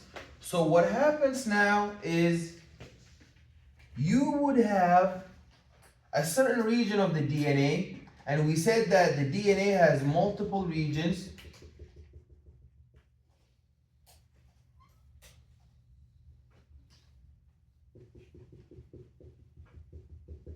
So the DNA has multiple regions, and we said that the euchromatin is the region that I want to transcribe. So let's say I want a protein by transcribing this region. So I transcribe this region, and this is happening inside the nucleus. So what polymerase do I use? Polymerase here. So this is my DNA, and I made off of it this green mRNA. So what kind of polymerase am I going to use? RNA. Why RNA? Because I'm trying to make a polymer of RNA. So it's an RNA polymerase. Back when I was replicating, I was making a polymer of DNA, that's known as DNA polymerase. But now this RNA polymerase, who did I depend on? Who did I depend on to read off of it? The mRNA. No, I'm making mRNA with the RNA polymerase. Who did I depend on to get green? Who did I depend on? DNA. So I depended on the brown DNA, so that's now a DNA dependent RNA polymerase. DNA dependent RNA polymerase. And this is DNA dependent RNA polymerase. That's for transcription. Transcription, I use DNA dependent RNA polymerase. DNA dependent RNA polymerase. Remember the virus, the retrovirus, the HIV retrovirus? The HIV retrovirus is very interesting because it doesn't have a DNA, so it moves in the opposite direction. It goes from mRNA to the DNA. So what polymerase does he use? The reverse transcriptase. This reverse transcriptase. This reverse transcriptase. What does it use? It uses, excellent, it uses mRNA. So it's mRNA dependent because it converted. So let's begin with polymerase. What polymerase is it? Going from mRNA to DNA. What polymerase is that? Polymerase meaning I'm making a polymer off. So when you say RNA polymerase, that means I'm polymerizing RNA. I'm getting RNA, like in transcription. So in transcription, I have RNA polymerase because I'm making mRNA. But here, I'm going from mRNA to DNA. So what polymer am I making? DNA. So if I'm making DNA, that's a DNA polymerase. If I'm making RNA, that's the RNA polymerase. So now I'm going reverse to HIV, is going from mRNA to DNA. What polymerase is that? So that's a DNA polymerase. That's a DNA polymerase. DNA polymerase. It made DNA based on what? mRNA. So it's dependent on? So it's an mRNA dependent DNA polymerase. So you saw for replication, we had DNA dependent, DNA polymerase, because I'm making DNA. For transcription, I had a DNA dependent RNA polymerase. And for the retrovirus, for the reverse transcriptase, I had a RNA dependent DNA polymerase. And all of this is happening where? In the nucleus. Okay, now after I got my mRNA, now let's go back to transcription. After I made my mRNA, right here, this mRNA, when I get it out, is it ready to do its job? It's not. It's immature mRNA. Immature mRNA. Immature mRNA. Known as nascent. Nascent mRNA. Immature mRNA. Nascent mRNA. mRNA that is not ready. Why is it not ready? Because it has introns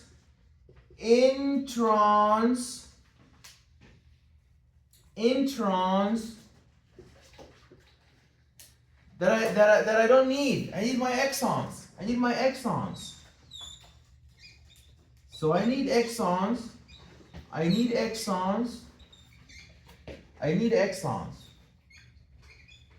So that's exon 1, exon 2, exon 3. So I need to do surgery. To my immature mRNA, my nascent mRNA. This is called post-transcriptional modification. I gotta modify it. Modification. That's post-transcriptional modification. I gotta do surgery. So we cut up the introns and I connect exon 1 to exon 2 to exon 3. And they're all connected together. Now that's already mRNA. That's no longer nascent. That's no longer immature. That's already mRNA. So the intron is gonna get cut out. So students have the problem. They think it's the exon who get excised out and cut out because the X. No, the exons stay. We need the exons. We remove the introns. So students think, oh, introns in. So introns stay in and exons get cut out. No, introns get cut out. And remember this because introns stay behind in the nucleus. Introns, nucleus, nucleus. So remember, transcription is happening in the nucleus. Post-transcriptional modification is happening in the nucleus. All of this is happening in the nucleus, inside the nucleus. So introns stay behind in the nucleus, intron. But the exons, they exit now to go to the next phase, the VIP, the translation in the ribosome. They exit to the cytoplasm. They exit out. So it is the exons who exit to the cytoplasm for the ribosome to translate them. Now these introns who stay behind, they're gonna be like garbage piling up introns. What are we gonna do with them? These introns that cut out introns that stay behind in the nucleus. They're gonna dump them like that. They're gonna dump like this. What are they gonna do to them? we're going to do something called alternative splicing.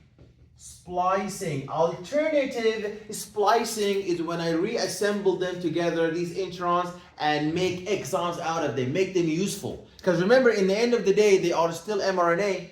So we can just reassemble them somehow. You know, when you're making a cake and you remove all the side stuff, you can make that together and turn it into like something, right? So that's what the alternative splicing is, when we reassemble the introns, the useless introns, recycle them, makes them feel something useful.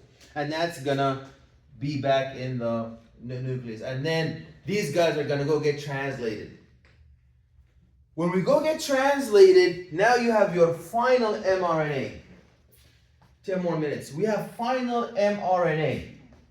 This final mRNA has many codons. You have to know the start codon is known as AUG. AUG. When the AUG is recognized, that's the start codon. So the start codon is AUG. Start codon. The start codon is AUG. The start codon is AUG. And it also codes for a special amino acid known as methionine. Methionine. So they always ask about what is the codon that is 2 in 1. It's the start codon, AUG, and it also gives you an amino acid known as methionine. And the stop codon, these terminate translation. Stop codons terminate. End translation. When the ribosome sees any one of them, she will immediately stop translating. And these are known as you go away, you are away, and you are gone. UGA, UAA, and UAG. You need to know those three. You go away, you are away, and you are gone. So when you hear these stop codons, they don't have any amino acid with them. They do not have any amino acid. They just terminate the sequence. So how does translation happen? The small ribosome binds to the ladder sequence, and this is called the small subunit. The small subunit.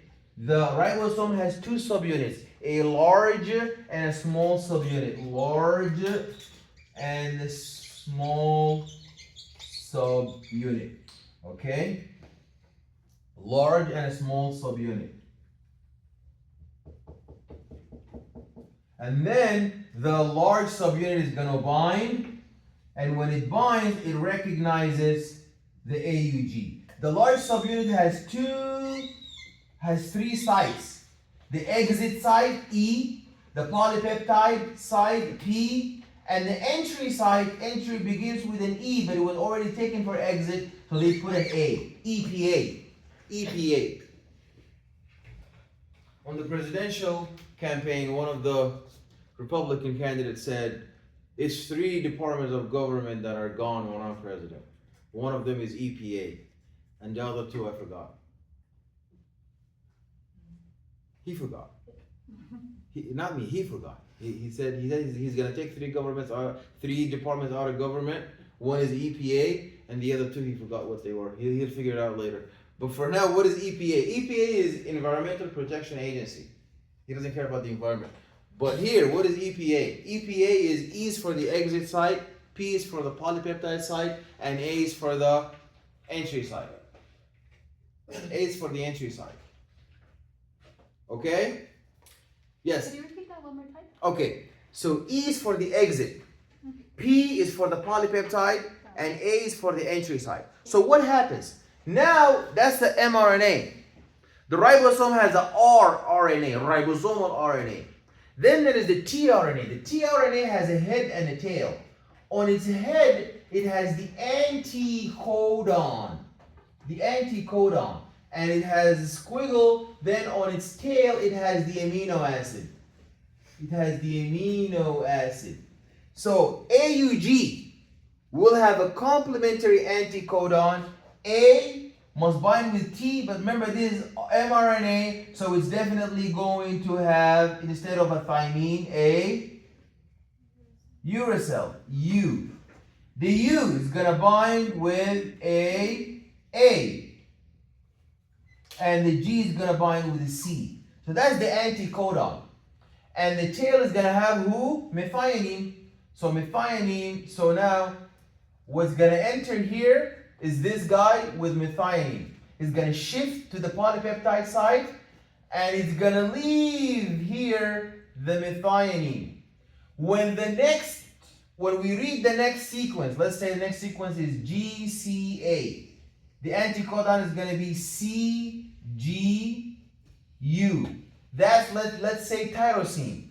So when the next amino acid comes with the anticodon, with tyrosine, we're going to attach the methionine that was there before to the tyrosine.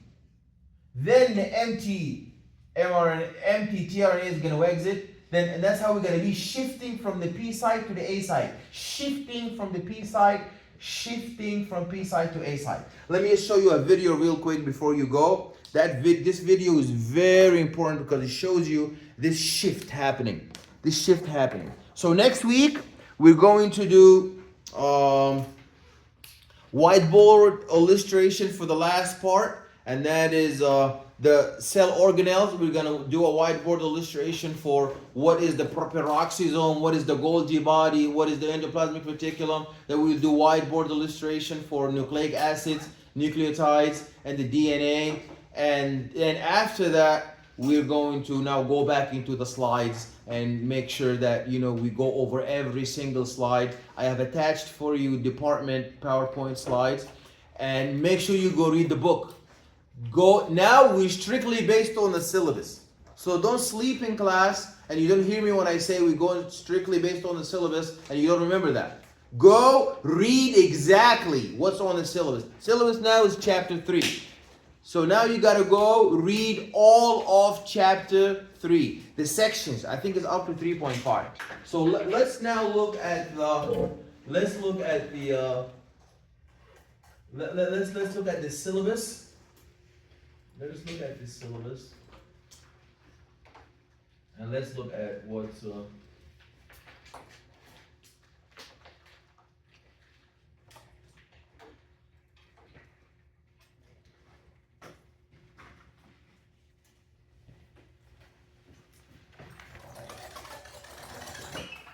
I'm gonna post this lecture for you online in case that you want to, hear some more. But do not not pay attention in class and say, "Oh, I'll watch it later."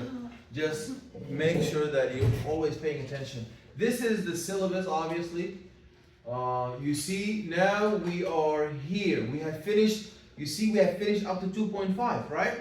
So that's 2.1, 2.2, 2. We have finished all 2.5. Now we are chapter 3. So you see the syllabus here has 3.4 before 3.1, 3.2, 3.3. I don't like that. There is a reason why this one was 3.1 and 3.2, 3.3. So that's why I began with this. Remember, I began with the cell membrane and the cell organelles. Then we're going to go back to protein synthesis. Because that's why they build up on each other. They build up on each other. So our next block is the chapter 3. 3.1, 3.2, 3.3, and 3.4. Your responsibility for lecture till we meet next week, you gotta read OpenStax. You see this is OpenStax, and you go to content, then you go to chapter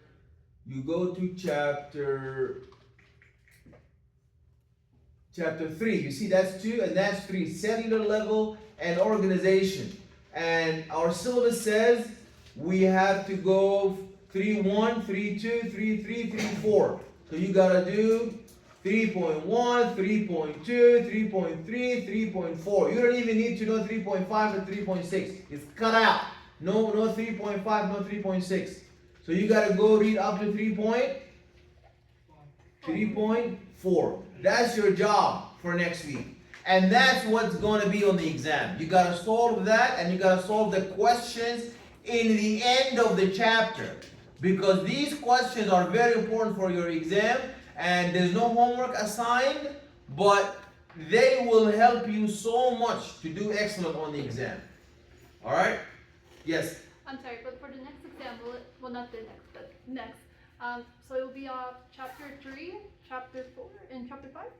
It's up to, it says chapter 3, it says the quiz from where we stopped. We stopped at chapter 2.5, right? Yes. So it's going to be all chapter 3. Yeah, so 3.1, 3.2, 3.3, 3.4. That's it. Okay. So it's going to be on one chapter. Okay, and then the midterm is going to be, and then the next one, lecture 3, is going to be all of 4. And you see now that they go again. That's 5.1, then 5.3, then 5.2. So we're going to do 5.1, then 5.2, then 5.3, then 5.4. We're going to go in order. Okay? Then that's going to be lecture quiz number 3. I don't know the dates. So, but I'm going to tell you, like, what's the plan. Then you go home and you see, like, in the calendar, what day does that fall into. Okay, yes? So lecture quiz number 2 isn't gonna have anything from chapter 4 in it? No. No, it's just based on we're going based on the syllabus strictly. But that's kind of weird because on quiz number 2 it says chapter 4. It says 4.1 and 4.2. No, that's the day. It says the day. Oh, that's the lecture. That's the lecture, yeah. We go into on this day we're gonna start chapter 4, but you should we will be tested on all of that stuff. Okay? So on this day, lecture 12, we're going to be lecturing and learning chapter 4, 4.1, and 4.2, but that will be your test on all the material that is on chapter 3.1, 3.2, 3.3, 3.4. Clear? Okay, so now let's watch the EPA real quick, and then you guys gotta go home.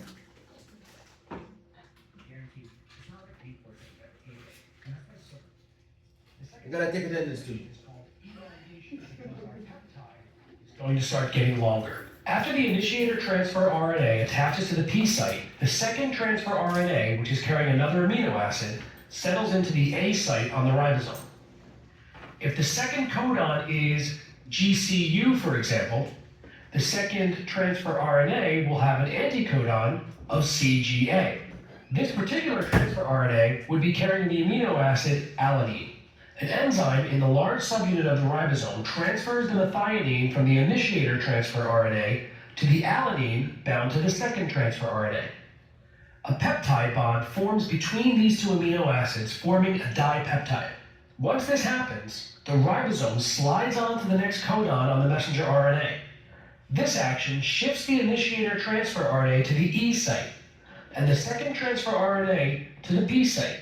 Having given its amino acid to the dipeptide, the initiator transfer RNA will exit the ribosome and seek out another methionine in the cytosol. The next transfer RNA will settle into the A site. Once again, the enzyme transfers the amino acid at the P site to the transfer RNA at the A site. However, this time, both amino acids of the dipeptide transfer over, making the peptide an even longer chain of amino acids. This process continues until the ribosome reaches the stop codon, at which point a protein called release factor binds to the A site, rather than transfer RNA. The new protein releases from the ribosome, and the ribosome disassembles. This last step is called termination, and our new protein is now ready for packaging and export. When a human diploid somatic cell divides, it produces. Okay? Alright, so you can